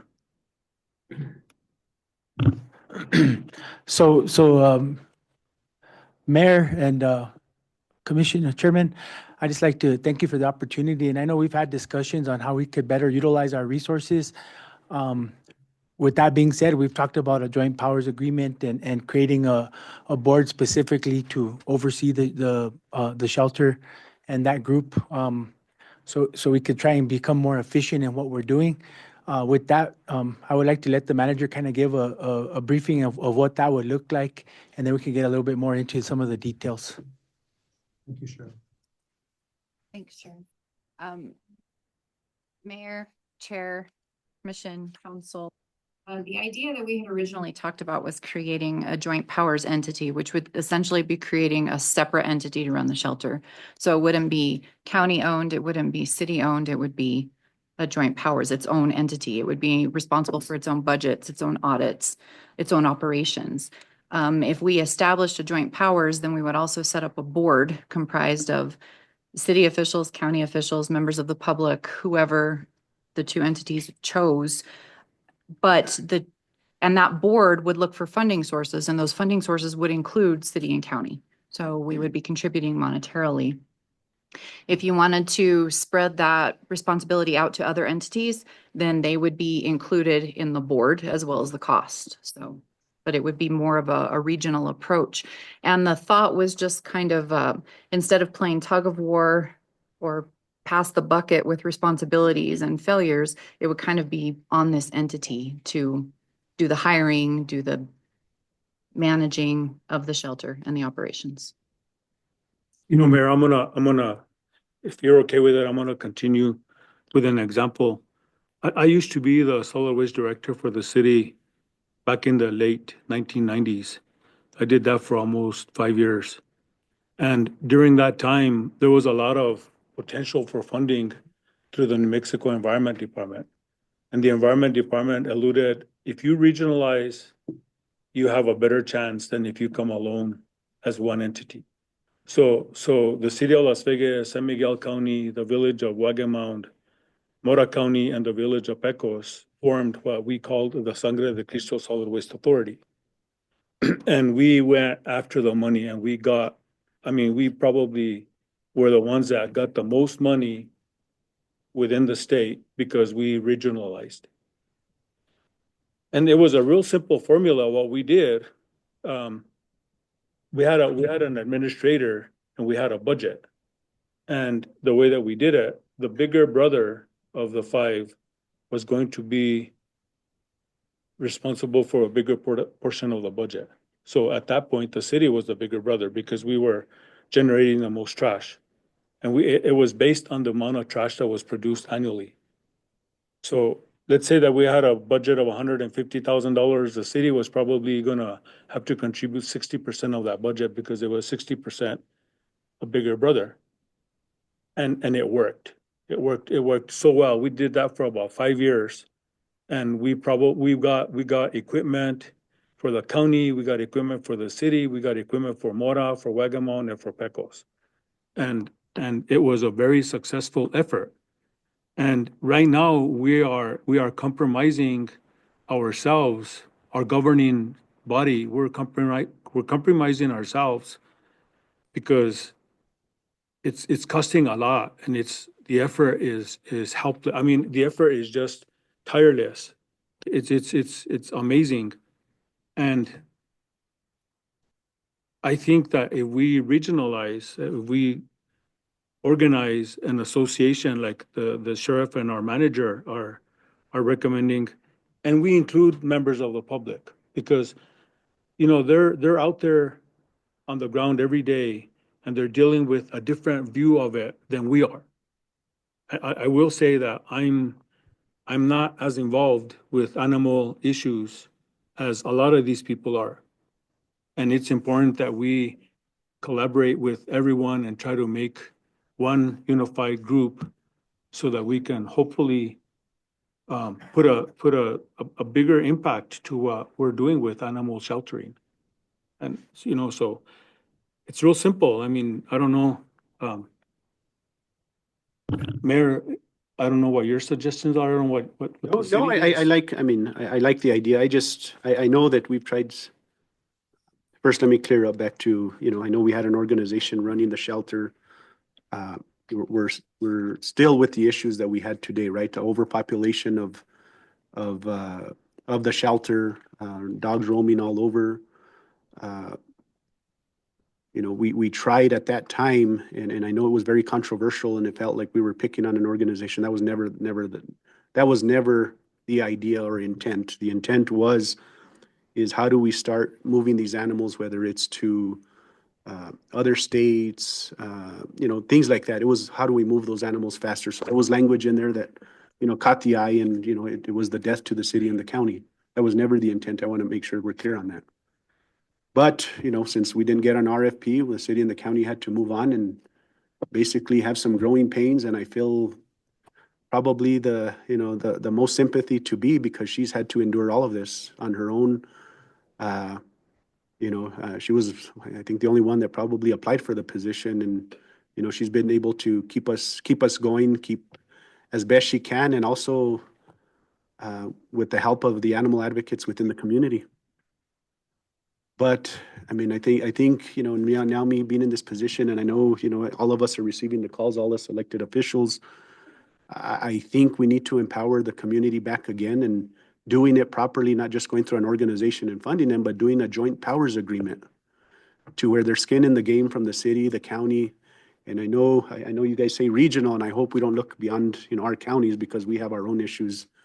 But I think that it's a start for us to do this joint powers agreement, empower those that are in the community doing the hard work, because we as elected officials and managers, I mean, we're dealing with, look at what we dealt with today. Plus, I know at the city's level, we're dealing with water, we're dealing with all these issues. And we can't, especially with us, I don't know how many of you guys have, but we have one animal control. He's another guy I feel sorry for. He's up and down all over, and sometimes I ask Chief, does he even sleep? Because, he's getting called out all the time, and what's going to happen is we're going to burn him out. But there also has to be that oversight from within the shelter, where the shelter has some authority, and this is where it's hard, right? Having the city employee and then with the county. So it's broken. I'm going to admit it's broken. So the big part here is, empowering those that have the experience in what we're dealing with. I think one thing that, that we've encountered at the city, and I'm sure with, now that we're funding, we never anticipated medical bills, transfers. I mean, sometimes you have to have officers, go and transfer an animal.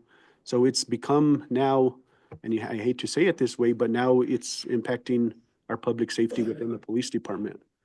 So, and we have, I know Sarah Jo and Ashley and all these individuals that are in the community that are willing to help out, but it's hard because they're community members and not have a say, right? So I know that they're reaching out to, to those in higher power to try to help, and I get it, we have an issue. But I think, to me, this discussion, I want to make sure that it's clear, is that this joint powers, this isn't just, I know we did secure some funding for plan and design with the animal shelter. It's going to be the same thing as, basically the idea and the fundamental, the way AWC had it. We're still going to continue. That's going to be a city building. The only thing is that basically we'll be letting them use the facility once it's done. And if things don't work out with with the joint powers agreement, the city will still, recover that back, just as we did with the shelter.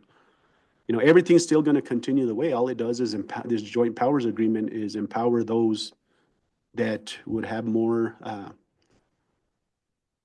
knowledge within animals, help support B, give the animal control officers basically, I know, it would take them away from, I know probably, I don't know about you guys, but I know with us, we would hope that it would, take away from the PD and kind of put it within this joint powers agreement.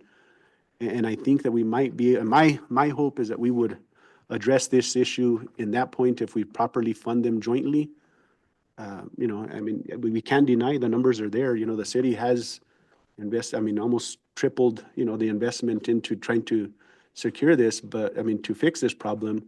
but it's never going to help us as a government entity because, as a organization that comes in, there's other funding that they could apply for that will help out, that it's not going to affect anything else. And that's just how I feel about this. And I think the discussion, should be made. And I don't know, Tim, if you have anything, or Joy. So Mayor, just really to echo what you're saying, I think what I'm feeling is a lot of the resource issues, the skill sets that are out in the community. I feel that this direction can really help bring input from the community, from those that are working in this, I don't want to say industry, lack of a better term, but they have the skill set and we need that help. Working with just my daily activities, I can see the impact that this is having on B herself and the number of individuals that have rotated through that department, because it's an incredibly difficult department to work in. It's very emotionally based. It's hard work. It's not fun. And so I know there's a drain there. I also see the drain that it takes on the PD. And I really feel that if we can bring in additional expertise, knowledge, guidance, that it could become more successful. One thing to just call out is the city's in the position now of being able to build a new facility. We could have more space. We're going to be in the exact same position in a few hours after those cages are filled. It's not going to solve the problem. We need expertise brought in. And so I just want to chime in with what you're saying. I agree wholeheartedly. If I could just, also I wanted to add, in terms of this joint powers agreement, it would also allow us to provide a board with, some of our local officials as well as some of our local experts to serve. And also, it would allow us to create a division which would be specific to animal well-being in the community. And it would allow us to really focus primarily on that. So and I think that's the piece that we're kind of missing right now, which I think this effort will really allow us to take a bigger look at what that would take to include the spay and neutering, to include a little bit more enforcement. And we'll be able to really look at what those costs might be and be able to partner. As you guys just had the discussion about the roads, I think it's time that we really start looking at working on some of this stuff that we haven't been able to get a handle on as separate entities, but together, hopefully we can do something more than what we've been able to do. Chief, did you have anything? No, I think it's a great idea. I know Joy and I had this conversation 2.5 years ago about a joint powers agreement. And I think it's something that we've made great strides in, funding wise, equipment wise, vehicles and things that we hadn't done in the past. But I think at this point that we're at, with the amount of animals and the issues that we do have, I think this is a great idea that'll help kind of leverage some of those situations that we're going through, especially within the care center. I think we're at a good position now to where we do have equipment. We have a new building coming in. We have the funding tonight that's coming up on our next meeting to go into contract for the plan and design. So things are moving along, and I think this is a perfect opportunity for us to, put something in place that'll help out not just the city and not just the county, but jointly come together as a community and actually solve this issue. Do any of the council commission have anything you'd like to add? I would, Mr. Chairman. Commissioner Medina. I'd like to applaud Chris and, let him know that we're behind him 100%. This is not just a county or a city problem, it's a people problem.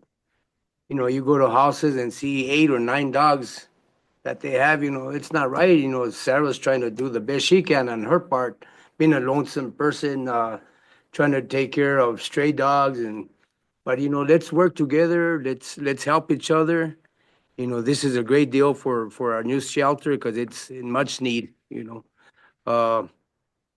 But I just wanted to let the sheriff know and the chief of police that we're behind them and if we could help in any assistance that we're there.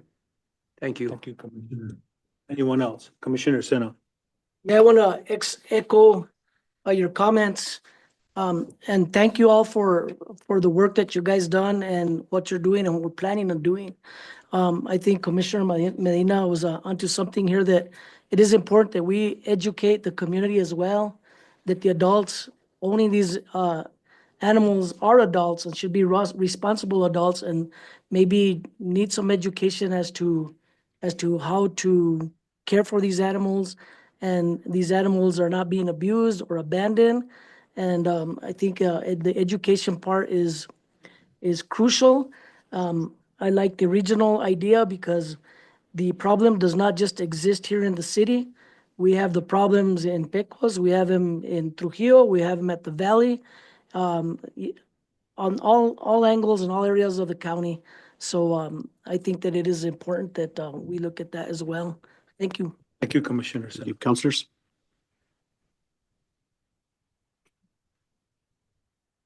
Councilman Martinez? Yes, thank you, Mr. Mayor. I know in the past, we've had animals come from other counties as well.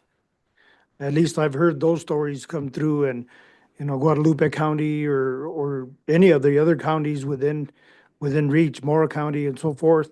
And again, going back to the wildfires, how many of those pets were abandoned, and, left out there and landed up probably within our own shelter. I feel the same way that everybody else does. I think if we don't join forces together and try to eliminate some of the problems that we continue to have, we'll never get a grip on it. Will we get better at it, or we're just gonna get a bigger truck, a bigger place where, you know what I mean? We can't do that. We need to find the best resources possible so that we could manage, the shelter moving forward. I looked at some of the information that we had, and I know the county's portion, am I correct in saying this? The county's portion to the city was it 50,000? Now, is that a sufficient number? I don't know. I can't say yes or no to that, okay? So if we go into a joint effort, what will it take for the city and the county to be able to, to clean that up? We don't know. I mean, I don't have an answer for that. Maybe, our personnel can determine that. What does it take to run the facility moving forward? If we get a bigger shelter and so forth, that's, sky's the limit. We don't want to be a shelter for the entire state of New Mexico, or northern New Mexico for that matter, but we need to take care of the problems that exist in our area. So I'm definitely for some kind of a joint program that we can make work together. And, these guys all touched on it. It's real important for our community to know how to manage their own pets, okay? We've got dogs everywhere. Everybody has more than one. I guess they just like dogs. I don't know what it is, but the real fact is we've got a big problem. It's almost a pet COVID, okay? But anyway, it's just bad. You know what I mean? We got to put a handle on it and do something with it. And hopefully we can move into the right direction going forward. So I'm in support of, doing exactly what everybody else wants to do and move forward with a plan to work together. Thank you. Councilman Montoya? Is little Harold still awake back there? Thank you, Mr. Mayor. Can anybody on the table tell me how many animals come in from the county on a monthly basis? I have numbers for the year, from city and county. In county, I know, but how many from the county? So from the county last year, I have the report there, 241. Chief, on the count from the year combined is 582, an average of 48. And monthly, I think it's 65 for the last month anyway. But how many come from the county out of those numbers? Does anybody know? The numbers that we got and the system's not 100% on the numbers coming in, because it just depends if they were, surrendered over from the owners or where they're surrendered at. But the numbers that we had were 241 from the county and 354 from the city. That does include 72 surrenders on the city side and 49 from the county that are included in those numbers. But that's where it does get a little complicated with the system to break down the exact where they're coming from. Okay, so it's pretty close to 40%. Now, I had an experience myself, and I encountered 3 dogs, well, a female dog that had puppies during the fire, and they abandoned her. I ended up taking care of her and had so many dogs, gave a couple of them away, which so far I guess it's permitted. But 2 of them I brought to the dog the shelter, and they weren't accepted because there was no room. Told me come back 2 weeks. I came back in 2 weeks and still no room. Give them their shots, this and the other. Tried getting somebody at good ownership. Gave a couple of them out to good ownership dog owners, and the other 2 I ended up taking to somebody up in Colorado Springs.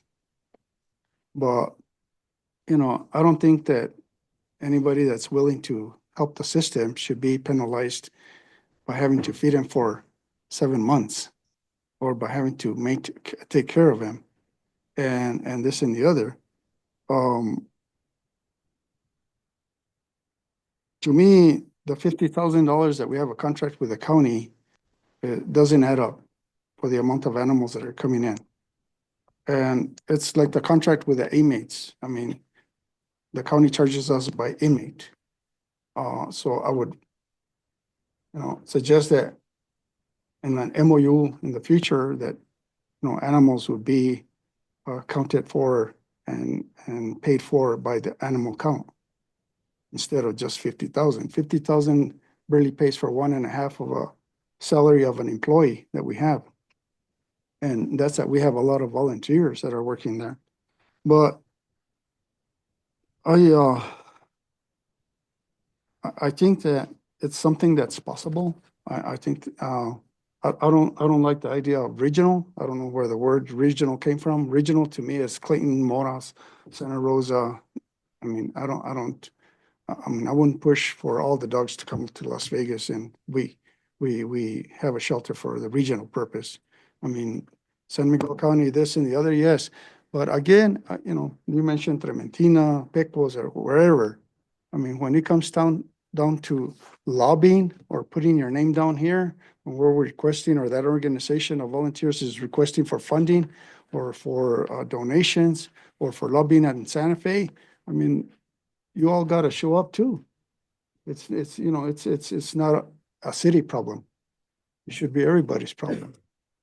So I do concur that there's an issue. I do disagree that the city of Las Vegas hasn't done limited to help. We've done the best that we can so far, Mr. Mayor. I think we've invested a lot of money. And it's not perfect like everything else. But at least we're doing an effort. But I would like to proceed with some kind of an MOU in the future, because the one we have right now doesn't work for me. And I know I approved it. I voted to approve it, but cost effectively, it's not right. For our employees up there, it's not right. We need more helping hands over there. For our police department, it's not right. I mean, it shouldn't even be under the police department, as far as I'm concerned. So it's time consuming, and that's money down the drain. So, and then of course, the law and the ordinances also need to be addressed, because people need to be educated on the law and on ownership. And of course,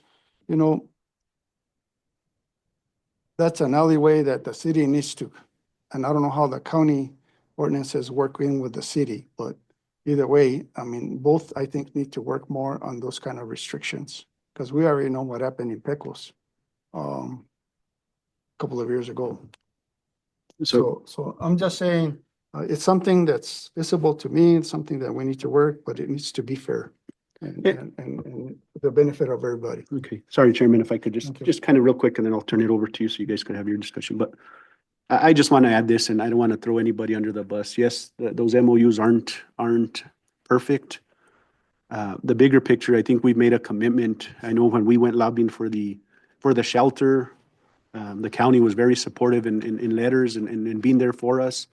I know through North Central Economic Development, through Pete's, it used to be called the Junior Fund, we got an allocation of 200,000. Again, that's lobbying efforts, the city and the county. You know, there's a lot of effort. I mean, that's 200,000 that basically that's what's putting on our spay and neuter clinic, 3 clinics, I believe, is it 3? 4 clinics through the year, 200,000, putting an educational plan. So there's a lot of stuff that I think that sometimes the community doesn't understand what we're doing jointly, and then maybe we don't say it enough. So it feels like when you see an MOU, maybe one entity is doing more than the other or vice versa. Is it perfect? No, it's not perfect, but this joint powers agreement, you know, again, I think it's going to look more at the details, you know, what are the details? What do we need? What are the needs? Empower those that are going through it. And now you know what Sarah Jo and her group deal with, Counselor, by raising those puppies. But, you know, it's something that we tried it ourselves. And I mean, hey, I think as elected officials, you grow when you say we tried it, it didn't work. Now let's expand it and let's see what does work for our community. So I want to just make sure that, you know, that the community, yes, there's things that we probably still have to work out, MOU or in the meantime, but the county has been supportive of what we've been doing with the animal control. I want to be clear with that. Thank you, Mr. Mayor. Mr. Mayor. Madam Manager. Oh, hold on, Counselor, I think Joy was going to say something. Okay. Want to just kind of, at least in my mind, kind of elaborate on is if the boards do decide to go in a direction of a joint powers, it's going to be a lengthy process to try to get it worked out. And it's something, Ambrosio's still here. It's something both entities would have to rework their ordinances. We would have to make them both match, and it would have to be establishing procedures for this, for the board, because we're essentially relinquishing ownership if we do it this way. And you're giving that ownership to a separate board. So the cost is obviously going to be higher, and it's going to be 100% funded by the governments who are involved, probably for multiple years until that board is able to secure some sort of revenue source and some sort of status to be able to seek their own funding. But another decision would have to be, and maybe I was out when you guys talked about this, but as far as animal control, if you're wanting to relinquish animal control to the joint powers as well, then that would all have to be addressed as well. And all of the documents would have to match for every entity who is involved. Thank you, Madam Manager. I'm gonna, Sheriff, if you don't mind sharing the chair with Sarah, I'm gonna, I'm loud. okay. Just wanted to talk to you guys a second about numbers, which maybe our group can help with. I think Caleb shared some numbers, but those do not include, we've had hundreds of animals that I'm aware of moved out of the county. So I think all the different groups that are helping, I think what would be really beneficial for funding and also to understand the scope of how big this is, we would need to, and I'm more than happy to help collect that data, is tell you how many animals we have transferred and rehomed and what kind of costs we've contributed to, just so that you guys get a bigger picture. And we also don't want to say, oh, these are all the animals we help. We have so many different groups helping that we want to be able to ask for as much funding as possible. And in that, I think we have to be fully transparent about the full amount of animals. Myself alone, I've been involved in the rescue, rehoming, and transfer of 60 dogs this year, just me. And there's a lot of different organizations that I know of. So after this meeting, I can reach out and I try to compile some accurate data that may help you guys. So that's all I wanted to say is the numbers are even greater than what Chief Caleb is expressing. I know that. And I can try to get some data compiled and get to you guys for your efforts. So Thank you. just so you know, thank you. Thank you. Any other? Okay. Counselor Casey, go ahead. Thank you, Mr. Mayor, Mr. Chairman, Commissioner Garcia. I have some real concerns, and looking at the MOU, I thought that there was a section there, and I was incorrect in thinking that there was a section there about shared funding, but there isn't. I think if we're going to move forward either with a joint powers agreement, if it's going to take too long or if it's going to cost more or whatever, we need to share the cost more equitably. Currently, the city of Las Vegas has a budget of $500,000 for the shelter, and the county gives us $50,000. There's no equity there. And I agree with Councilor Montoya that if we're going to do something, it needs to be it needs to be fair. And I'm concerned about that. We are always scraping around for money to buy food. People are requested all the time on social media to please take food, donate straw, donate blankets and used pillows and whatever they have at home to keep those animals warm and fed and safe. And so those are some of the issues that I'm concerned about. I don't want to see animals suffering. I have taken care of a feral family of cats for, I don't know, about 5 years now. And I don't even like cats, but I'm not going to let them die on my street. And they're not going to starve to death, and they're not going to freeze to death either. But we need to be a little bit more equitable. And I would like to see maybe if we could give it a try to outsource the work of the animal shelter and see if we can get an entity that is willing to do that. And then if we could have both the county and the city share the cost of that source that might provide services for us. And I agree also that with Mr. Montoya, Councilor Montoya, that regional to me is also like a whole chunk of the state on the northeast corner. So I think if we're going to write anything, we need to be very specific as to how much, is it going to be all the county? Is it going to be just parts of the county from here to Pecos? Or is it going to be, Raton and Colfax County and Harding and all of those counties too? So we need to kind of rethink, I think, what we're doing and see what we can do to take care of the situation. I'm very concerned. I had no idea that the counties, the pickup of the dogs at the county level, 241 dogs is a lot. And to bring those to the city shelter for $50,000 to me is not, it can't work. It needs to be fairer, for lack of a better term. So maybe, I don't know if anybody would consider outsourcing. Commissioner Garcia, I don't know if that's something that you have, I'm sure you probably have already thought about.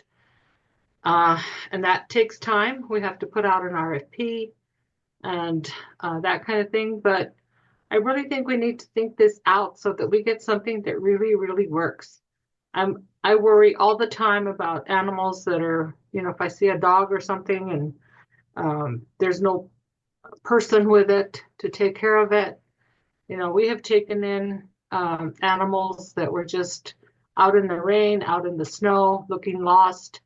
And it's very traumatic, not just for the animal, but for the people that take them in and deal with them, as Councilor Montoya also mentioned earlier. So I don't want us to just jump in and say, oh, let's do an MOU. I don't see any equity in the current MOU that we have now. It's too short, doesn't address all the issues. And if we're going to do a joint powers agreement, we need to make sure that also addresses all the issues equitably so that everybody is sharing the pain of the financial pain that goes with taking care of animals. and make sure that we truly are working together as an entity to take care of animals that have been abandoned by their owners. Thank you, Mr. Mayor. Mr. Mayor, that's why this item is on the agenda today. And that's why the two items are on the agenda today, because the county felt that, in all fairness to the city, that it was appropriate for us to present this to you today, this request, because we want to be fair.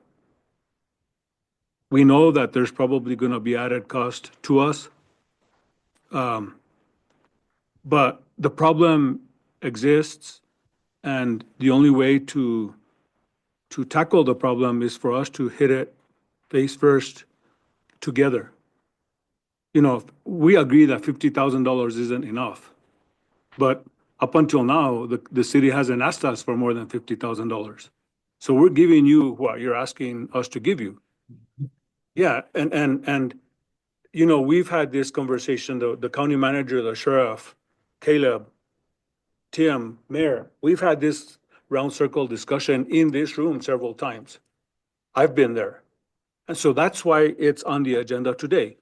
We don't know what the details are of the MOU. We don't know what the details of the joint powers agreement.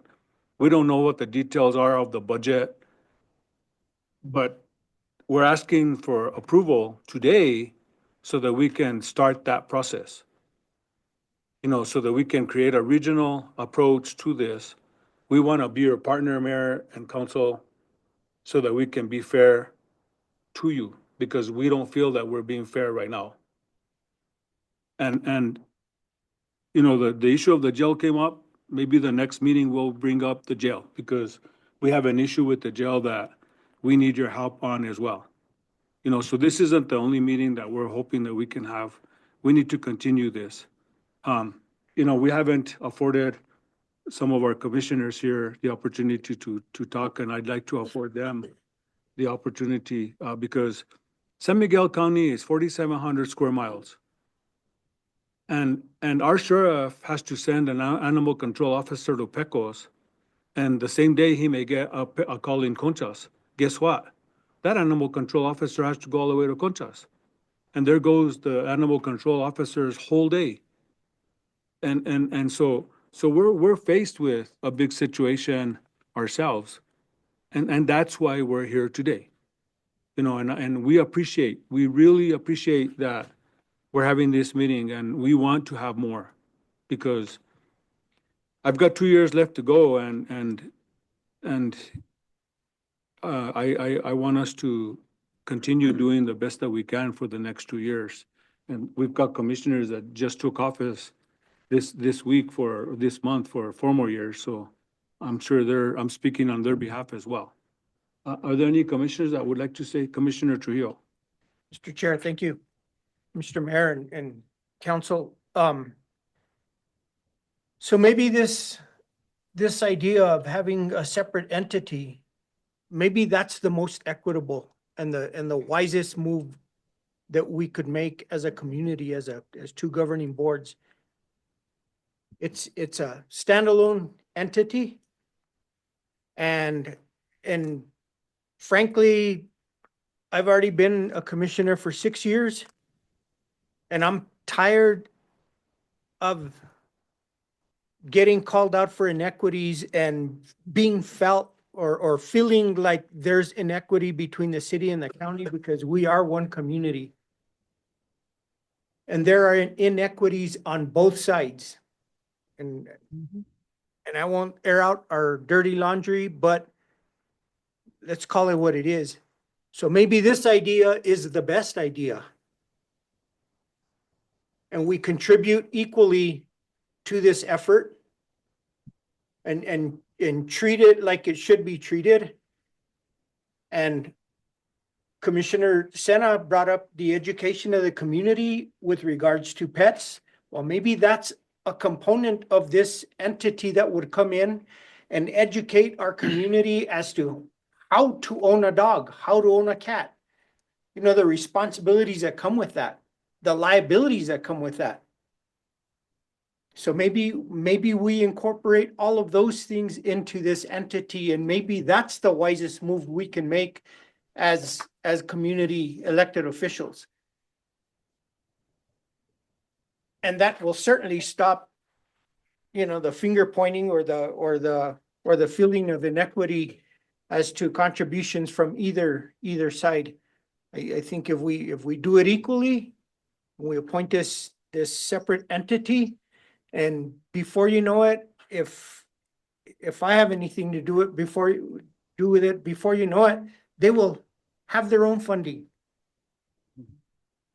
And they will manage it much better than it's being managed now, or than if the county itself would manage their own. I think there's a win-win situation to be had there.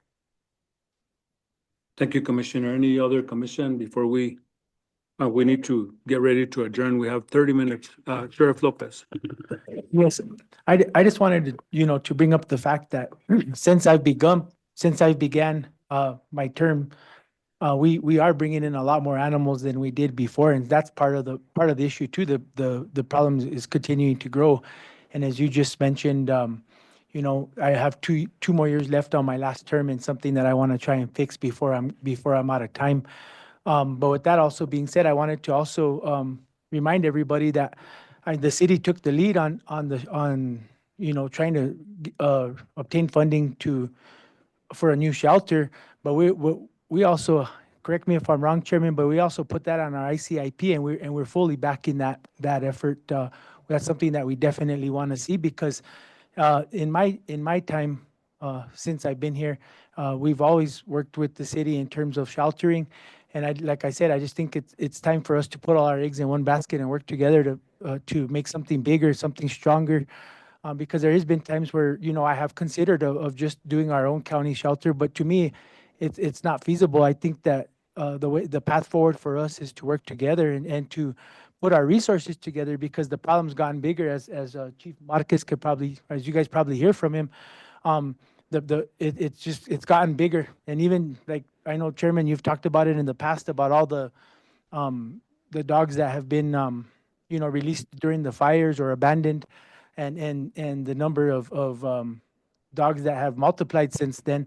And we're seeing it out there. You guys are getting the calls. I'm getting the calls, and so it's not about to me. It's not about they should do this and we should do that. It's about what do we all need to do and collectively to make it happen. And that's where I'm at. I get the calls. We all get the calls, and we all see what's going on out there. And I can tell you that at no time, when the shelter calls for assistance, at no time do we don't tell them no. That's a direction from me to my guys, and you can ask them. But I did want to give, and if it's okay with you all, I would like to give the shelter director some time as well to kind of give you guys a little bit of perspective on what she's seeing. I think it's important, if that's okay. Sure, of course. Yeah. B, would you like to come up?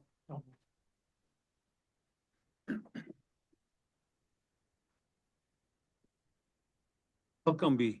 This work. Awesome. Thank you for giving me a chance to speak. This last 2 years has been a whirlwind. I started at the shelter alone. I was the only one there 7 days a week taking care of all of those animals. We slowly worked our way up to one other person besides myself. I think this last year we started with 2 employees there. Now we have 4. This is giving me time to start on a lot more things. And in the last 2 months that I've had those staff, we've been able to set up spay-neuter clinics, community education. We're planning carnivals. We're doing a lot more. I think a joint powers is a great idea because I've been the only person doing any of this for the last 2 years. That's insane to me. I don't think that you guys could have found anybody else that would have stuck around. My heart is in this. I'm here for the animals in this community, and this isn't a slam to anybody, but nobody really has time to deal with what is going on at the shelter. There have been times where we have emergencies or things are going on, but all the other departments are having emergencies as well. leaving me in a really weird position where I just have to figure things out. With 4 people, a total of 4 people. That is insane. A board should be over the shelter, helping me make these decisions, helping me plan and get things going better. I'm still trying to write our SOPs 2 years later. I'm still trying to do so many other things that I haven't been able to do because there are 4 of us. And that has only been over the last 3 months that there's been 4 of us. We've been operating with about 2 employees this entire time. So things are not perfect. We have a really long way to go. I'm in it for the long haul. I have ideas on how to make this community a better place for animals with enforcement, with, we talked about mandatory microchipping, changing ordinances. I am willing to help with all of that, but we need a board. I think that is something that is really important. People who understand what's going on with animal welfare and people who have an understanding of what animals need, what a shelter should be like, how things should be operated. It's been hell, if I'm being honest, over the last couple of years to find transfer partners, to grow our community of supporters. And I think we've done a heck of a job. I have done a heck of a job. And, I just really hope that this joint powers thing is something that we can seriously look at because I think it's a great way to move forward and for us to be able to do even more. Thank you so much, Bea, and thank you for your tireless efforts. Thank you. I'm gonna, before I turn it over, Mayor, I'm gonna call on Deborah Salzer. I've been bugging Deborah's ear for the last 6-7 months. And I'm gonna bug your ear one last time, Deborah. I am very serious about how I feel that we have a lot of out of control animal issues in our county and in our city because of the fires. First, because of COVID. And then when the fire came, animals were left abandoned. People thought they were going to be released for 2 weeks from their home. 2 months later, they were still gone. Well, the animals had to go and fend for themselves. We have the city that has a hit of $500,000 a year for the last 3 years. I would really plead with you, Deb, as our consultant, to try to help us recover that cost. And the only reason I'm asking for that is because if we can recover from that cost, it'll help us start a stronger program the day that we start it. Yeah. FEMA is here for that purpose. They owe us. And it's been a lot of work having to deal with a lot of other issues for my part. I haven't really dealt with animal issues as much because I've had a lot of other issues that I'm dealing with. But there's a lot of effort going on with a lot of volunteer people. And I applaud them for that. Can you help us with that? I think certainly, Mr. Chairman, I know that is probably like the first thing you ever spoke to me about. Right. At Starbucks, I'll never forget it.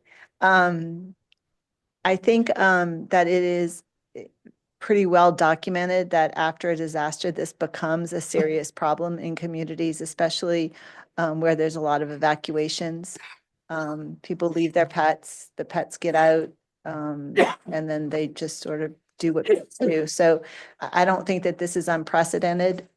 I think that I know I've had a lot of conversations with Joy about it, not so much with Tim yet, but I know I've had a lot of conversations with Joy about it. We have pulled together, Mr. Mayor and Tim, we've spoken to the animal control people within the city. We've developed a claim for the city. We've developed a claim for the county. I think what we've been struggling for is what the solution is. And I think maybe using this idea of the joint powers as a mechanism by which the city and the county would take their claims office money and fund something like this for a solution. I think we can put that together. And we intended to always put it together. It's, Yeah. yeah, so it is something that we've worked on. It's something that we've worked up and have been thinking about. So, yeah, and back to, back to what you said earlier, a lot of these things are a little bit out of the box. But I think that even just listening and looking at some of the stuff that we've looked at, there has been a financial impact to the city and to the county post-fire for this particular issue. So I think we can tie it to that. And back to where I always go, if you don't ask, we know what the answer is. So certainly it is something that we have on both the city and the county's radar, our radar for the city and the county. Well, thank you very much, Deb. Mayor, I think we're ready to act on it. Unless you're. Yeah, let me elected check, body. this last discussion. And again, I just want, I'll note that we did meet, about 2-3 weeks ago. And one of the issues that we kind of did discuss was the MOU. Again, remember, this MOU happened 2 years ago when we basically had to come up with something quick. At the time, I think the city was at 130,000. The county was at 35 or 40, and you guys did increase that. But I think, continuing on with the MOU, the change of leadership, and kind of looking at now is we never fulfilled all our part in requesting additional funds if it was needed. And I think there was even, from our transition to Caleb, he wasn't under that understanding, but I think we've come to a better agreement as to the way the intent of the MOU was. It's not perfect. Again, this happened because I think we had to start it up in 3 months or something when the contract expired, the previous RFP, to when we actually took over and getting B and every. So that was something that was an issue since the beginning. So again, this, in trying to tackle the crisis that we're dealing with, is having the discussion, all of us, and being partners together. As Joy and all of you guys have pretty much said, yes, there's an inequality, but that's why we're discussing it, to discuss the issues that are going to impact, so we better the situation. It makes no sense for us to point fingers one way or another. We got to just work together, fix the issue, because at the end of the day, the way we're operating today isn't working. So a start is have the discussion, maybe have kind of the idea, or maybe put together what the joint powers might look like. Again, it's not concrete until we finalize. We're not, and I'm sure this isn't what you're asking. You're not saying, okay, today we're entering a joint powers because we don't even have legal. The thing is just, let's get the discussion. Do we start the manager start the discussion, start working on that joint powers, see what it come to the different bodies. And then at that point, when it's concrete, when we have the legal background, we have the input from the experts. At that point, then we say, okay, this is what our responsibility is going to be. This is what their responsibility is going to be. This is what the community's responsibility is going to be. And we just make that decision. So it's not concrete. We're not here to say, today we're entering in a joint powers agreement. I want to make that clear. Yes.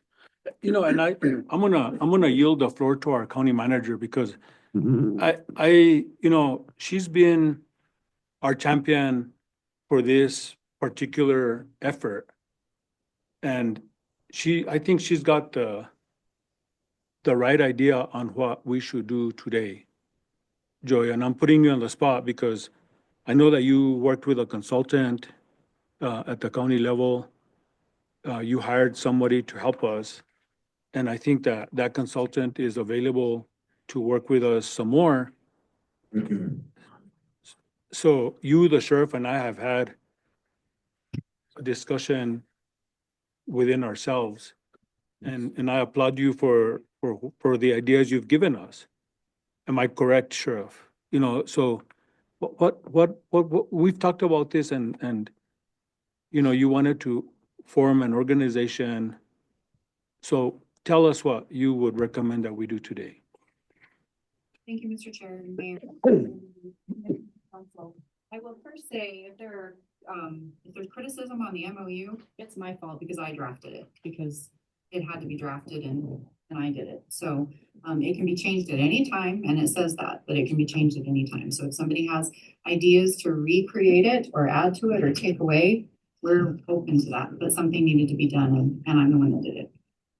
Second of all, this is kind of presumptuous on my part, but if both organizations are leaning towards exploring this idea of a joint powers, then I believe that the action would be for us to pursue it further and to give direction to Tim and I, maybe to create a committee to start working on it. I know that I had in previous city administration had kind of compiled some documents, and we looked at some and shared them and talked about it with a consultant that we brought in to help give us some direction on what to do with animal sheltering and licensing and pharmacy boards and vet contracts and stuff like that. So we can definitely resurrect that and have an agreement with a consultant. But in my opinion, it would be, that's what we should do is have action to further explore the idea of a joint powers and give us direction to create our own little committee to work on this. Because I don't want to do it on my own, and I don't want Tim to do it on his own, so. You good with that, Mayor? I think that's a step that I would ask, again, just explore the idea and let them come up with something. And at that point, then we make the decisions, each individual entity. That would be my suggestion to the governing body. Just explore the idea right now is what I would ask for. Mr. We Clayton. have our district attorney that wants to say something. Just wanted to bring up something that I think is important to be aware of. One of the issues that I think that, Mr. Chairman, Mr. Mayor, governing body, I apologize. But one of the things I think we need to be aware of is the problems we see. You get the calls on a regular basis, and I know the sheriff gets and the chief gets of this. Well, then go enforce the law.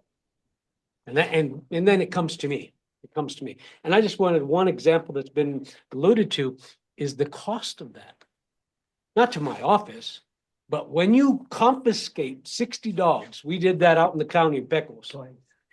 It was hundreds of thousands of dollars. Because you're responsible, the governing entity is responsible for costs. Sheltering, bets, anything and everything that comes into it, because now you take possession of a living entity, an animal, a dog. Evidence. And it's evidence, and you cannot just say, I'm going to get rid of it. And remember, we're talking property rights. The person owns that dog, owns that cat. So you can't just say, relinquish it and I'll do whatever I want. You just can't do that. There's a process. In this one, it took us probably 60, in that particular case, it took us, I think, 60 days to get going to see if we could get those animals relinquished. And ultimately we did through the process. But 60 days that somebody had to feed those animals, somebody had to house those animals. And luckily we partnered through our office, through the sheriff's office, we partnered with the Humane Society of the United States government. I mean, the United States, a nonprofit, and they brought in all kinds of resources. And so just to keep that in mind, because citizens are going to ask you, enforce the law. Sheriff, chief, why aren't you picking up so-and-so because that dog is being abused? Got a call literally before this meeting by one of our animal advocates saying, there's a guy out there. He's already done it before. He needs to do it again. Sheriff, Mr. Clayton, can you get the sheriff out there? Because he's out in the county. We'll talk, Sheriff. But it's that kind of thing. And then what happens is there's a bill attached to it. And you as the city and the county will be responsible for it. So you got to keep that in mind. So when you talk about collective bringing your part of the pie along with maybe somebody else's part of the pie gets bigger. I endorse the idea of a joint powers agreement. And now I'll leave that up to you as the governing body to decide what the details are, who's going to pony up what money, how you're going to establish a board, all that. But I think it's collectively, it provides for from the beginning to the end, because if enforcement is going to be needed, that's what they're asking the chief. That's what they're asking the sheriff. Go pick him up. Go send him to Conchas. And then once that happens, then guess what? Where's B? B has to be responsible for it. And ultimately, you and the taxpayers of the county and the city. So I just want you to keep that in mind. Enforcement is a component of how your shelter is going to be operated exactly. And so is prosecution. And then, you know, us for us prosecution, if we want to get, we have to have the evidence, so. Thank you. All right, Councilman Montoya. Yeah. You know, that's a simple reason why I asked. My first question was, how many animals come from the county? We got a response that we have hundreds of other animals that are going elsewhere. Why didn't we increase the 50,000? Because we don't have that number. Up to date, we didn't have that number. We still don't have that number. So I would recommend, Mr. Mayor, that our city manager take a look at this contract and make that adjustment as per how many animals are coming in and how much we should be charging for each animal, bring it before us. I would wanna, you know, and through the fires, you are correct on those comments. I mean, I encountered 3 other big dogs, white fairy dogs. They were more like a calf. And I fed them dogs for about 3 months, and they can eat. And the owner left them caged in a cage and no one around. So, you know, I had the place and I had the room for them, so I couldn't say no. But I'm not really a dog person. But 4 months later, the guy came back from Colorado after the fires and everything, and he came back yelling at me, "Where's my dogs?" And I said, "What dogs?" You know, and he goes, apparently you have my 3 dogs. And I said, "Yeah, I have 3 dogs, but how do I know they're yours?" Anyway, short story, I gave him back to him, you know, with no thanks, no nothing. But with that, Mayor, you know, it's an issue, it's a problem. I knew Debbie was already working out for us on claiming that claim for FEMA. I would like to go ahead and on behalf of the city, move that we give direction, Mr. Mayor, to the city manager to proceed with the draft on an MOU for joint partnership with the San Miguel County and look into the separation of entities to run the shelter. That's what I was gonna ask, because it would be a JPA, and this MOU would have to something that they would have to discuss separately, because the JPA is something different than the MOU. So you're okay with the JPA, and that motion is the way you mentioned? Yeah, but I Okay. would also, I gave direction to city manager to Okay. bring this back to us and, you know, because, and the other thing is, you know, as far as I'm concerned, try and bring it back before November 4th. And, that one is gonna take some time. So that's why I'm saying, in order for us to correct this a little bit, do it before then. So you have a motion to go ahead and enter the discussion with the JPA between the city manager and the county manager. And then the second part of your motion would be for review at a later meeting for the MOU for us. Am I correct in that? That's what you're asking? Okay, so I have a motion by Councilman Montoya. Do I have a second? Second, Mr. Mayor. By Councilor Casey. Roll call. Counselor Martinez? Yes. Counselor Casey? Yes. Counselor Montoya? I have a motion by Counselor Montoya, second by Counselor Casey. Thank you, Mr. Mayor. Motion carries. So I'm going to ask if the commission is okay with the same motion that was presented, or would you prefer a different motion?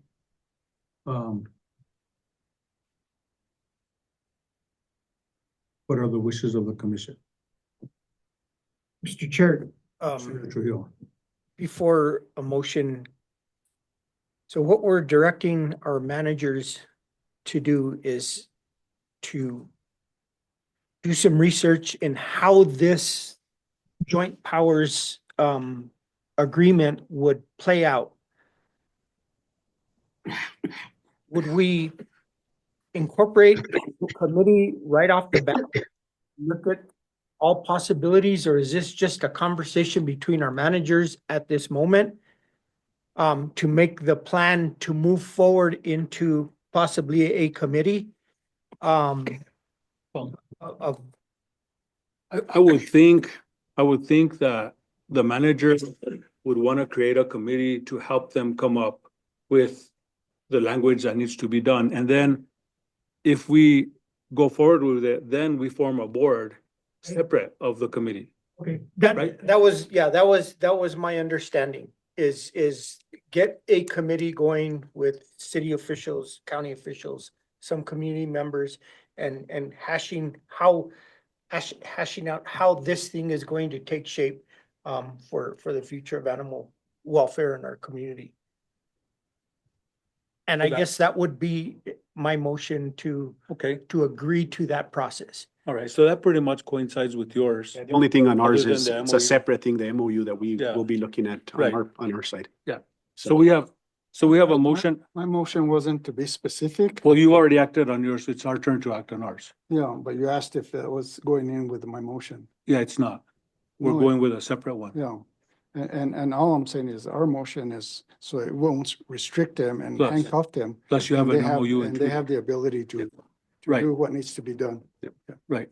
Okay, so we have a motion by Commissioner Trujillo. Do we have a second? Second. Second by Commissioner Baca. All in favor signify by saying aye. Aye. Aye.